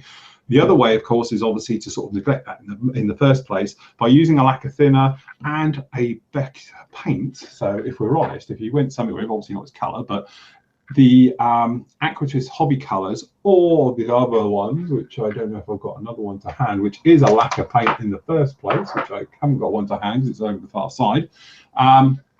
They are, I can get it, here it is. Okay, this is just the Mr. Colour one, is a lacquer-based paint, okay? Now, with those two together, that's what you want to do for glossing, because it will look lovely, okay, with minimal effort. If you're trying to do it with like Tamiya, things like that, sometimes they don't work as well. So if you're doing glossy things, I recommend using a proper gloss in the first place. And again, retarder works well, can help things out, slow down drying times. But basically what you want to do is this surface you're going onto, lower air pressure, so it's not drying it en route, it's not drying the surface. It's enough to atomize the paint and then get it to go over. It goes over, this is wet, goes in, pushes down nicely into it, and then obviously you just build up your layers nice and slowly. Wet coat, let it dry naturally. Don't come along with like airbrushing or just air drying it or artificially do it. You can do it on a hot hair dryer and put some heat into it, then put the next color onto it on top, and it will blend nicely into each other. Then come along and obviously polish it afterwards is the way. So come in with a lacquer, a couple of coats of lacquer down onto it. You've got a small bit of orange peel in there. It's not so much of a problem because you can just polish those out and away you go. But you know, those videos I did on lacquering, I show you about lacquering with the can afterwards and through the airbrush, different ways of doing it, if I remember rightly. So, but yeah, it's one of those things, a bit of a mystique. To be honest, this time of the year is a nightmare. Again, it's so hot, everything dries. So don't do lacquering in the summer, you know.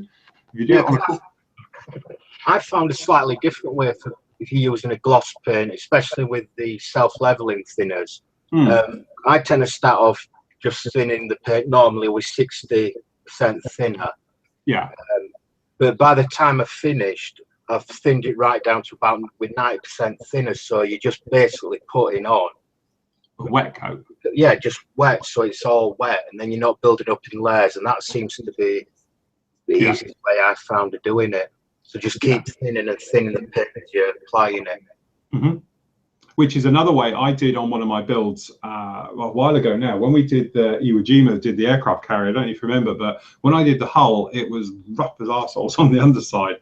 So I actually sprayed it with thinners, which was lacquer thinners, so it would melt the texture and physically melt it down, because what happens is this hits it, it melts the surface of it as it evaporates and gives you a smooth finish underneath, which is another technique for doing it as well. But just spraying thinners probably isn't the best idea, because obviously you can cause all types of problems doing that. But as Steve said, yeah, by thinning up as you go as well towards your latter coats, making them very nice and wet, works fantastic, which is something we spoke about, or not so much on these, but when we talk about when I spray white, I do this thing where, okay, we're doing the underside of the Phantoms. We've always done it this way. Neat paint, first one, trouble with neat paint, we all know, really, really rough, okay? Gives you a horrible finish. You're not going to be able to deckle over it. You damn weather on top of it either, okay? The next coat goes over is wet as hell, okay? It's white, but you've already got the white coat down there. So the second one is filling in all the divots and melting in everything on top as you make your way through. And I usually do 2 coats, one dry, one very wet, gives you a satin finish for your white coat underneath your blanks and things like that. So that's the plan for that one anyway. Right, okay, so who we got? Chris, just a quick one regarding gloss finishes. No, we've done that one. Right, okay, Ian Smith, hi Phil and Steve. Since Sid couldn't be bothered to come, honestly, I'm sure he was more busy. Does he have to pay for the others for the beers at the barbecue? Yes, definitely. I think that should be some type of punishment. Okay, so we've got Darren says, evening all, Phil. Now that you're coming towards the end of the Typhoon builds, have you any thoughts on what you might be doing next? Spoke about it before. We're having a bit of a summer one. I promise I do them in the summer, so seeing summer's here. Got the RB6 Tamiya F1 car and the Ducati 1199. So Matt, can you bring me some Ducati red paint with you, please? That way nobody can say it's the wrong color. No, it's not. I've got the real stuff. So yes, that's the plan for those two. And then after that, to be honest, they're not going to be massive builds, as we know, because let's face it, they're both towing. They're going to take no time at all, really. And then obviously it's back to you guys for what you want to do. But I did promise in the summer we'd have a sports theme and work with gloss, and we haven't done a bike ever, thinking about it. Well, we haven't done a Formula 1 car either, so we thought it'd be something a little bit different. Okay, where are we? Phil, this is from Andrew. Hi, Phil and Steve. No question. Just sat here twiddling my thumbs as I can't do any spraying as my compressor has blown its capacitor. And now I have to wait for the replacement thing to arrive via eBay from Hong Kong. Oh, no. And he's put a little photo up there of his dead machine. Oh, God, yeah, it should be flat. He's bulged out his capacitor. Don't you just hate it when that happens? I have to say, somebody the other day spoke to me about my compressors, and they were saying about, so would you recommend your compressor? And I was saying, my TC610, whatever it is, I've had now for 8 years and it's still working. So that's good kudos to it because it goes almost every day. The other big one I've got in there, the 620, I hardly ever use it. I only ever use it when we've got more than me in here. So yeah, I must admit, I have to say, kudos to that compressor. It's still going and I must empty it because I haven't emptied it for a while. Right, who we got? So Brett, hi Phil and Steve, great to see you both. Question for Phil and Mel. My daughter is getting into modelling and has seen some of the photos and videos. She wants to know if she can buy a Flory Bear. Also, is there a way to get a child subscription to hear from the site? It's just mine. That's 2 of my teenage children are now getting into modelling. Thanks for all your help. Keep them away from the video games for a while. Absolutely. Thanks for a great day, Brett. Brett, we do the thing where obviously under 16s are free on the site anyway. So basically, if you just want to let me know, we'll set them up with a free account and all the rest of it. What we tend to do though is obviously with the kids, because obviously if they are under 16, for the forum we put them in incognito so no one knows, you know, and all the rest of it. And then obviously me and the team will obviously keep a very close eye on them and all the rest of it, as we do for all our junior members here on the site and everything else like that. And that goes for Sid as well, because we have to keep an eye on him. All right. So yes, obviously they can come along. As for the Flory Bear, I'm going to speak about that in a moment, but yes, they do. Mel does have them here. We have got a few of them here, and of course we can sort you one out. That's not a problem. Just have to speak to Mel. I'll speak to her and I'll get her to send you a PM via the site, because I know they're not on the site, but we have got them. As weird as it sounds, because we sell them at the shows. Okay, so what have we got? Paul has said, hi Phil and Steve, I'm doing the Royal Navy, no it's not, the RNLI lifeboat with a build thread on the forum, painting a hull, which is the red bottom and blue top with the white stripe between, but I didn't get my masking spot on with the red. Got some bleed through. Any tips on the best way to do retouching of the white stripe? For me personally, I would mask both. Well, there's 2 ways of doing it. You could either take an area and just prime it again and then put the white in, mask the white, and then just put the other 2 colors to it, or try it in reverse. And just as we were saying, neat white paint on first so it covers everything, and then you know, go in with a thinned coat, 50-50 or sort of 60-40, and then that way it'll make it more of a gloss finish. But obviously I know what your thing is, overspraying white over blue and things like that is a nightmare, but it could be worth with that. Just literally, right, come back, sand it just very lightly over the top, you know, just to key it in so it's nice and flat. Blow in grey just around that section, put the white over the top, mask the white, make sure it's pushed down firmly, and then come in with those 2 colors each side of them. And remember, spray them quite dry, not wet coats. That way you won't get any bleed through. Have a look at this guy, which will be up shortly tomorrow. I don't know if the Typhoon's going up to this or tomorrow. It'll be this. One of the other videos are up, but all the striping work on this, we speak about not getting bleed through. Amazingly, I didn't get any on this, and all the rest of it. So we talk about that a lot, of how to do it and over covering, and obviously the white coat goes down first, then come in with all your colors afterwards. Otherwise it's a nightmare covering each, and so forth and so on. That's how I do it. Steve, how would you do it? Yeah, same as you, Phil. If he's already done it, you could remask it, and where you've had the bleed through, just give it a light sand first, just flatten it down a bit and then spray it again. Yeah, I had a few issues with Missouri when I was putting the line along the hull, and wrong, kind of miscalculated to see where it should be. Yeah, yes, it's a little miscalculation, as they say. But normally that's just like this much, but on your thing it's this much. That's the trouble. Well, on the Missouri, the front rises slightly, so you can work out from how far the line's down at one point, and then it's different at another point, and getting it. So a wink in the end. Yes, a week later it was fine. Spraying all that in. Right, okay, Neil was just reminded of another question. One of my kits has a huge sprue gate, like 1 centimeter long. Any hints on how to cut parts away? I figure normal sprue cutters don't do the trick. Hey, my scissors will, or Steve will show you his wonder tool. Yeah, get a red. Lethal. Yeah, it's actually a photo etch. Oh, is it? Yeah, is it RB tools? Yeah. And it's photo etch, and you just cut it away. It's a really fine one, but the one that you've got, the UMM, which is a thicker one, that I do equally as well. Yeah. Well, actually, no, this is the J whatever it is one I had on that one. Oh, yeah. Razor ones, and I must admit these are CMK blades in there as well, which I find are they're a little bit thicker, but I haven't had one break yet, and I used to break these all the time because they were really, really thin, and as soon as you put any sort of lateral force into there, they used to snap. But these are a lot stronger. But same thing, if I've got something with a big bit in there, I'll just chop through it, just who's through with those, absolutely fine. So yes, right, okay, here we go. Wayne Hillman, nice to see you got the primer so far, Phil. They do big bottles. I was just being tight and sent you the small one. Oh, charming. Also, that comes in grey and white. Oh yes, they do a nice big one. So if Derek Holmes contacts us, John at Barnwell, just let him know you're from Flory Models. I expect why he was received the Flory. That's why he's explained why he's had the Flory effect, i.e. we're going to sell him out. I'm sure he'll post out to Spain. If you need someone who can't help, be more than happy to pop around and get him and send it out to Spain. Bless your heart. Absolutely. As I say, it's weird because, Badger, obviously an American company, but they are so popular here in the UK as well. Yeah, I'm surprised it's not everywhere at the moment. Okay, Ben Morgan, hi all.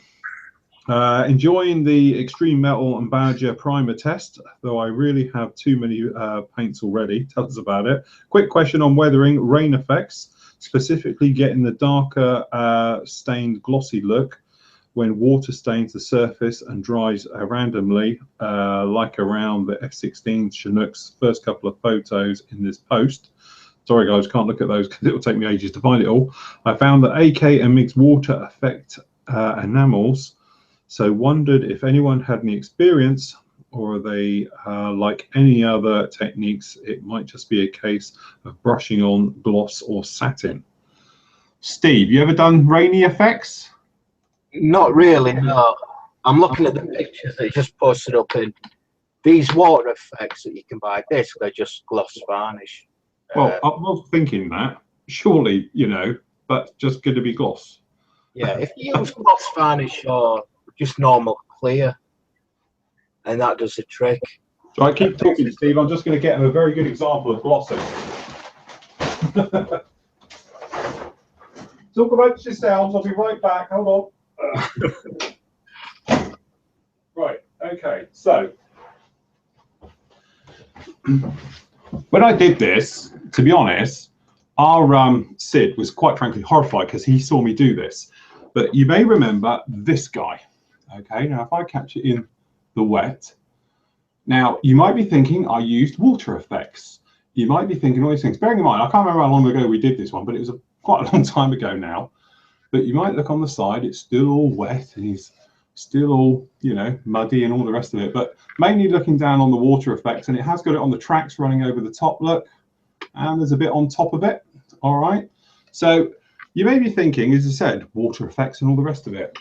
I took one bottle of that, And if you notice on the top of these bottles, they have a very nice dispenser. Come on, camera. Catch you on the top. It's got a dispenser and all the rest of it.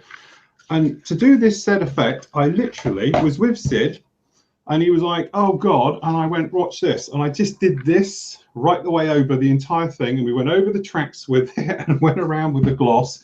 And then I did, to be honest, a bit of this to just to get it go around. And then I left it over there to, as we all know, as you can see from the bottom, stick itself very nicely to the board it was on, my little turntable. And I left it, and that gives you your water effects. And that was months ago, and everyone was worried about it going yellow and all the rest of it. Well, you know, this is good gloss. It's non-yellowing and all the rest of it, although to be honest, it's looking a different slight color in there. But as you say, that's the way I do it. But you might be able to see it. It's still all wet on the tracks and all things like that.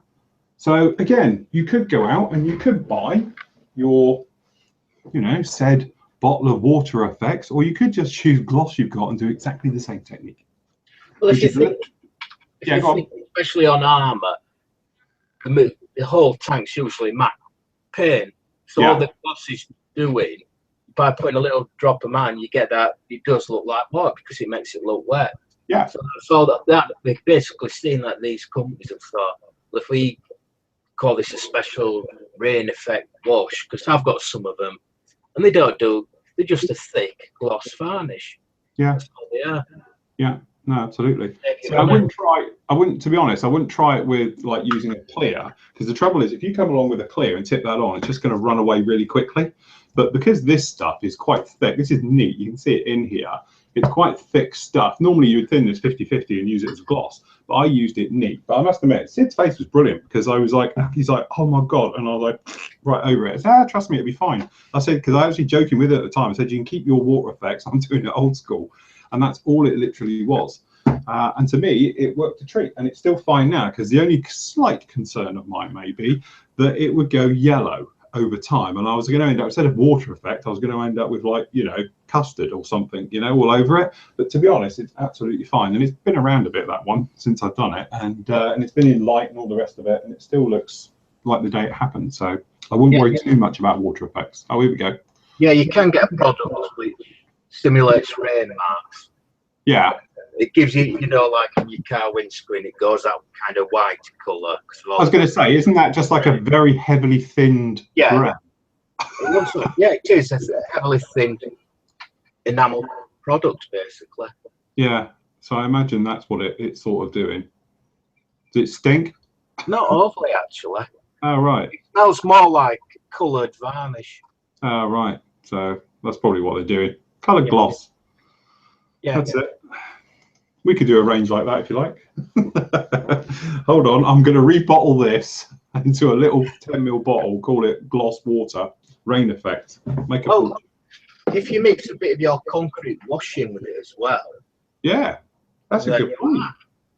Or you could just dilute concrete wash and apply that. If you heavily dilute it, that'll give you the same effect. Absolutely, yeah. No, so there we go, everyone. Tip for today: forget your rain effects and all the rest of it. Gloss and concrete wash. I've got a concrete wash down here for now. Very light rust. Well, this is the thing. We don't call it concrete anymore. We call it grey, because we just sort of given away those stupid names and all the rest of it. Or obviously the white will do it as well. Oh, it's got an agitator in there, as somebody called it the other day. And now it's a stainless steel ball. Nuts, even. Right, we are slightly running out of time, so I'm just going to run through these last ones to the bottom of the page. John Valentine, his first post. Crikey. Okay, hi Phil. Just about to start the Rebel Typhoon, but I want to use the Aries wheelbase. Problem is the front bay forms part of the intake, and I'm not sure what it is, the filler between the plastic and the resin to fill the seam. Would you use styrene extra thin, mixed, or would you use something else? Also, do you know the correct color for the cockpit? I love the site, definitely the best. All the best, John. The cockpit color, I do believe, is Admiralty Grey, which, as I say, is a little bit iffy on what color it is. And that's why on mine, if you watch mine, I did my own little mix to it and made it roughly my shade. Because I know if you're going to go with the photo etch route, the color photo etch makes it really hard because you have to sort of match to that one. But I think it is basically Admiralty Grey on the inside. As for that intake, yeah, you can use the styrene filler job with resin, works absolutely fine, no problem at all. It's not the best job in the world, and as we know, if you watch the next part of this one, you'll see I have still got well, you can't see luckily because it's dark, but I've still got a small gap in mine. The way I see it is this is going to be stood about here and nobody's going to be able to see down into it. So that's what I'm going with, and I'm sticking with that one. But as I say, a certain member who's sat with us this evening has gone out though, and he's going to be doing one as well, and got these for it, which are the other two lumps. Haven't you, Steve? I have indeed. So these are Steve's. So he's got the nozzle set and the cockpit, which I would highly recommend both, unless you're going to stick a pole in its bum and have it in flight. Okay, and in that case, don't bother. But definitely get yourself the color photo etch set. But if you are going to have it as on the ground, opened up and all the rest of it, get these two because they are a massive upgrade for it. The nozzles absolutely look beautiful, and as you can see, the cockpit is just a work of art on its own. Because quite frankly, the kit parts are horrible, not nice at all. Okay, so that's that one. Okay, who we got? Malcolm Childs. Good evening, lads. And all the chaps at home. I have 3 questions this evening, one from the good old lady who's watching with me. Good evening. I can't call her old lady. My wife would like to know how you keep your hands so clean. Oh, that's it. And polished and looked after.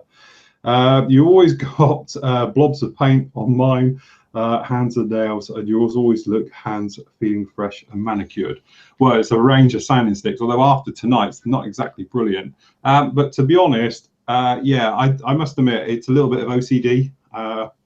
Talk to the missus, she knows better than me, but I don't like having painty hands purely because the amount of times I've grabbed the model with painty hands and then you take it away and there's a fingerprint. Then yeah, done that so many times. I tend to, when I finish airbrushing, stuff like that, I do wash my hands. A little bit of OCD if I'm honest. And then as for manicuring, I'm surrounded in this house by around about, or will be next week, by approximately 380,000 sanding products when the new delivery comes in. We've got the next batch coming in next week. So when you've got that many around, there's never, you know, a shortage of a nail file, shall we say. So that explains that one. But yeah, that's a little bit OCD with me. I do tend to wash my hands as soon as I finished airbrushing, especially if I'm doing a different project for camera work and all those things. So there we go. Okay, I sprayed a flat coat of my Tamiya Clear on my finished 1/72 Messerschmitt. Only foolishly forgot to mask the canopy. Oh God, and it's left it cloudy. I would love, what would you recommend to make it clear again? Oof, okay. Have you tried the scratch technique where you get a cocktail stick or toothpick, wherever you are in the world, and physically scrape it off? If it's totally dry and it is literally just the acrylic, and I'm taking it you've used XF86 flat, you can literally scrape it clean and it will come away if it's onto the clear plastic underneath, and you can do that. And take it back. It takes a bit of time, but you're only on 1/72. Done that before because I've done it with paint. I just paint them and used to clean them out, just scratch clean them, and away you go. So you can do it that way. You're not going to get crystal clear, but you can gloss over the top and you'll get a better looking. But try the actual scratch clear job first because that works quite well. But don't use a metal tool because you'll scratch the actual plastic and then you might as well not bother at all. But if you use a cocktail stick or a toothpick with the wood, you can actually just scrape at it, just chip at it. And then once you've got an edge, you can usually push it off to one side and go both sides of it and it will separate and go. That's the beauty of acrylic paints versus a lacquer and enamel because they ain't going to come off. Once it's on there, it's welded in. But this should move each way. Unless you know about one, Steve?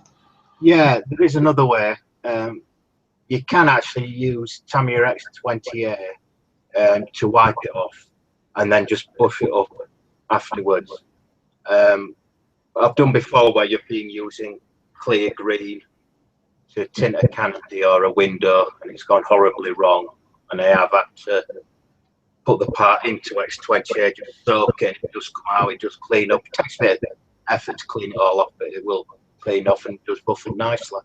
Ah, right, yeah, of course you could. Yeah, absolutely. Just take it off your plane first. Don't do it on your plane. Otherwise you end up with no paint around the edges. Use a cotton bud and do it like it will come off even if you can't get it on the plane. Yeah. The way I'm thinking, it's quite a nice one because it's flat. It's a 109. Be easy way to do that. Okay, third question. What is the best way to gently bend helicopter rotors to give them the droop. I call it the thigh method. I literally bend it over my thigh until I've got the desired sag. So, when you're dealing with something like this puppy,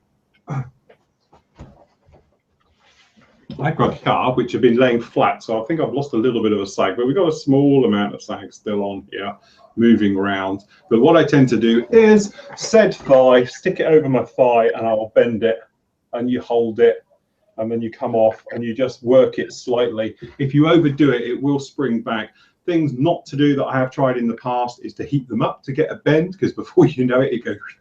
Okay, and there was another trick. I did a model show many moons ago, and I left a said helicopter on my parcel shelf in the car. Bit of a hot day, and they came back and had a brilliant droop because they literally went. That was it. That was the end of those because they wouldn't come back afterwards. But yeah, you can do those techniques to it. But I don't recommend sort of heating them up. You get some guys to say about heating them up with a hairdryer, then bending them, because as soon as you get to a certain point of the temperature, very hard to come back because it will get too soft, and you can end up with stretch as well, and that's the last thing you want. Steve, anything you'd add? No, that's how I do it. Just bend it over good old thigh and.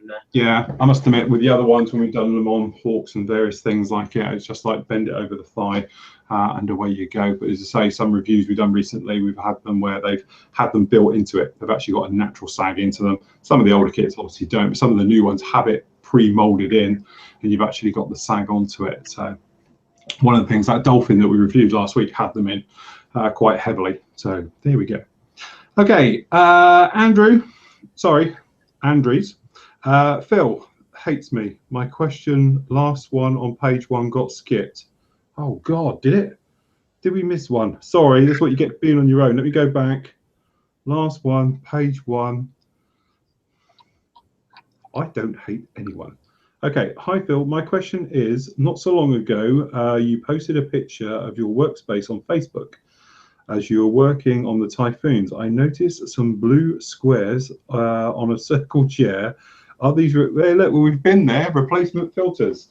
Yes, that was, when did we do that? That must have been when I knocked up a few more. I cut a few more out and brought them in for some other people. So yeah, that's where those were, but they are replacement filters, and we've seen about that now, so now you know. But no, don't hate you, I just didn't see it, honest. Okay, where are we? 12:10, right, okay. Right, where were we? Okay, so Paul Selwood, hi Phil and Steve. Phil, are you going to revisit the Space Shuttle launch pad? Here's the link to the one I found. I'm sorry, but you were here, weren't you, when we burnt it? I'm sure he was here. Don't you, the same one you bought that went up in the puff last summer? Probably, but as you know, I think you were here, or you might have left by then, but after a few drinks, it did go up in smoke. I blame Steve, he was here as well, so he can take responsibility for burning the said 80 quid Space Shuttle launch pad. There he is looking innocent. But yes, no, I haven't got a fully built one on this website, on the link they put up. Oh, is he? Yeah. Still reckon it'd be quicker, quite frankly, just to scratch build one out of plastic card and wood. I reckon he has done, and he's having everybody on. If you look at the model. I'll have a look at the link later. But yeah, definitely. I've got no plans to do that one ever again. In fact, I've got no plans to do anything like that ever again, because once, you know, been burnt by that one, shall we say. Okay, so, okay, Shamir. Hello, Phil and Steve. I bought an airbrush a few months ago and realized this. I bought the H&S Infinity with a 0.2 needle.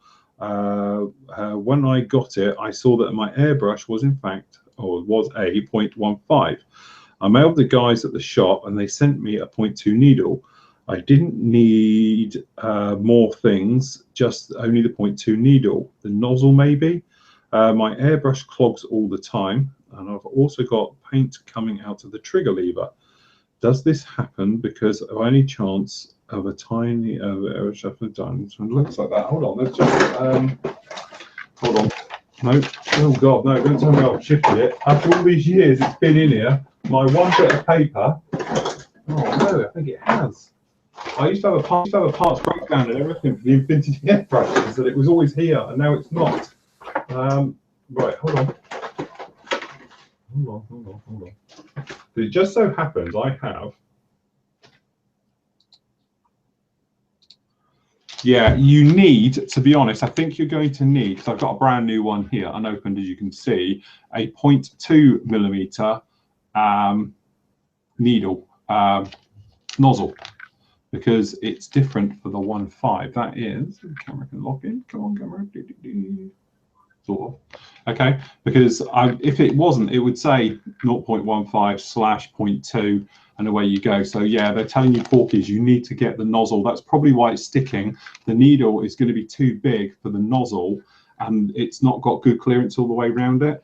I used to use the 0.15. Now I must admit I just use the 0.2 all the time for everything, because back in the day I thought smaller needle, better panels. No, it doesn't actually work like that. But yeah, so you need to actually get this one, which you can even give them the number there, because it is, I can't read it backwards because I see it backwards, but it is part number 123822. Okay, so it is the 0.2 millimeter nozzle, which is in one of those. All right, so definitely need one of them. See.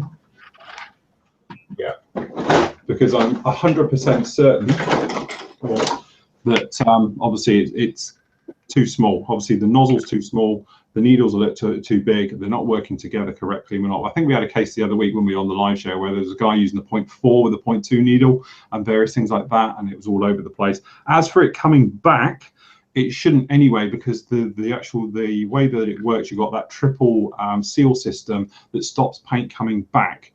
I don't understand how you have got paint back. All right, what I would recommend is when this new nozzle turns up, take it out, take the actual system out. We did it on a show before, just go back and have a look at it, and we actually stripped one of these on the live show and showed about it coming out, cleaned it thoroughly, and then put it all back together. Pretty straightforward, pretty idiot proof, to be honest. And then try that. If you're still getting paint through, I'd send it back. There's a fault there somewhere, maybe the seal system, something else like that, but you should definitely never have paint come back near the trigger ever. All right, the only way sometimes is say it comes in via the top, gets in there, you don't notice it. Have you ever had paint through your trigger, Steve? Yeah, and I needed a new seal. That was on the Evolution. Yeah. The seal, that's the only time. The only other time I've had paint in there is probably because I spilled it. Yeah. And it's ended up. It's not going to get you new slot paint. Yeah, unless you mean. Yeah, like me all the time. In fact, yeah. Doing these two, I think I've both videos of it. I've done it. It's gone again. I'm going to buy myself a top. So yeah, Shamir, get a hold of them. Get a 0.2. You definitely need it as well. Okay, and that way you have a backup then of a 0.15. Anything never goes wrong. The only difference is you don't need the 0.15 to the 0.2. It's the outer bit. So I can't take this apart because I haven't cleaned it.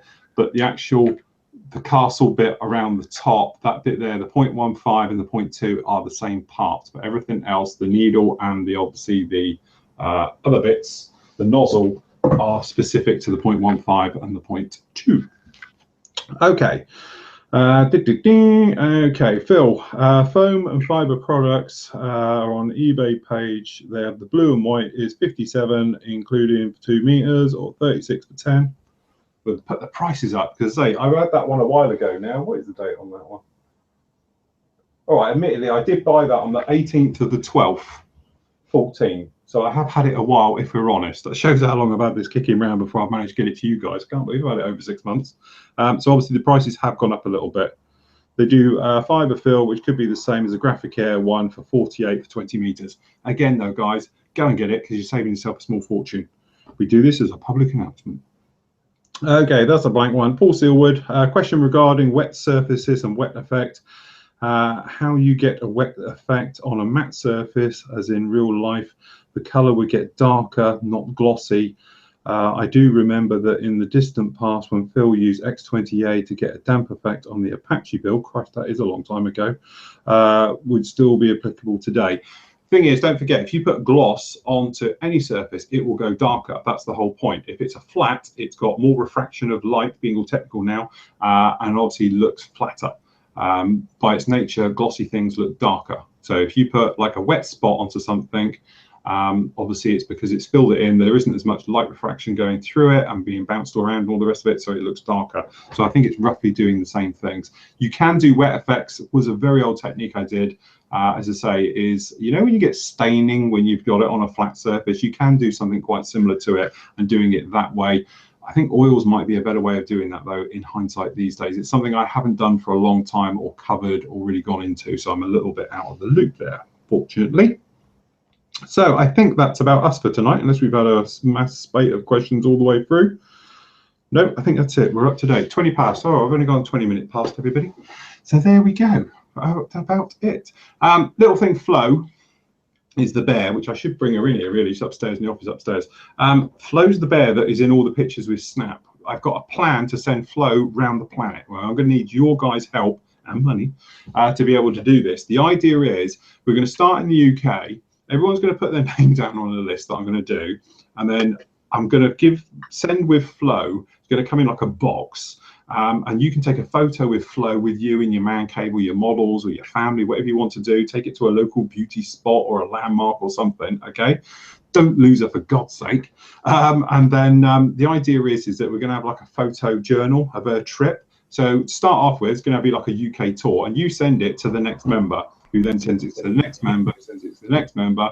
And then we're going to go over, and hopefully we're going to do obviously France, Germany, and between every member we've got, I think we can pretty much send it to everywhere on the planet. Okay, we've got just over 3,000 members, you know, so I think pretty much we've got everywhere covered. And it would be great if we could have her passport loaded. Okay, so if you just put time and date and everything she was in there and all the rest of it. Okay, and then admittedly, this is the bit that hurts. You have to pay for the privilege of having Flo sent to you, so then you'll make a donation to Snap.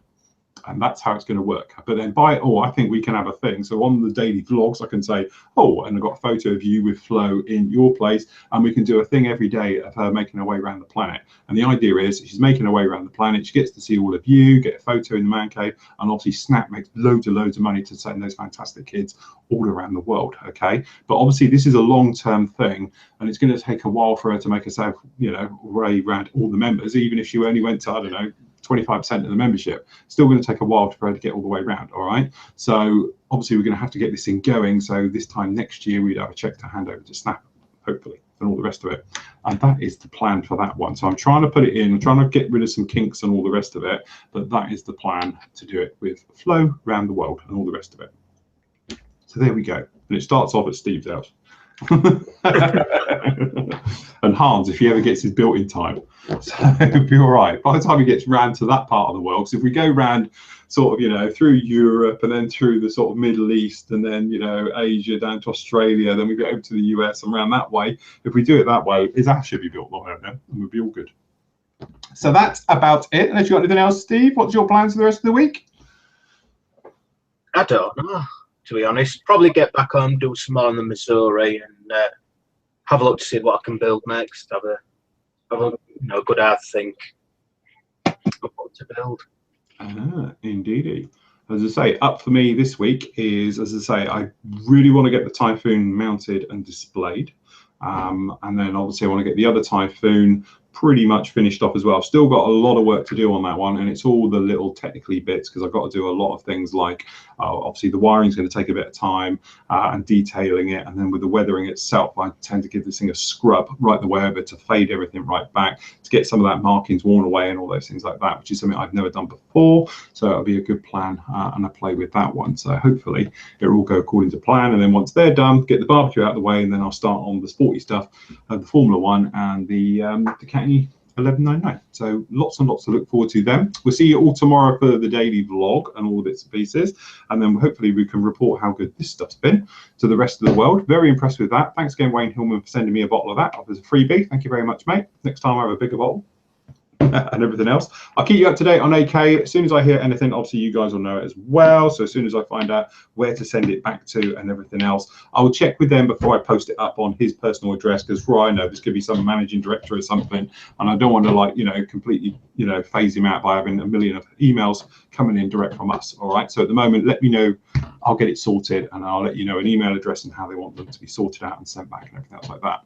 So that's it for this week. Thanks for joining us, and we'll see you again in 2 weeks' time, hopefully. Was that just for the barbecue? Just after the barbecue. So it'll just be after our Flory Models barbecue. So hopefully we'll have some bits and pieces from that as well. So cheers from me. Cheers from Steve. Goodbye. Goodbye, Steve. we'll see you all, and hopefully we'll get Sid back here and he'll be all right. If not, it's like we'll, you know, just replace him with something like the cat or a plank or something else. So until next time, everybody, happy modeling and take care.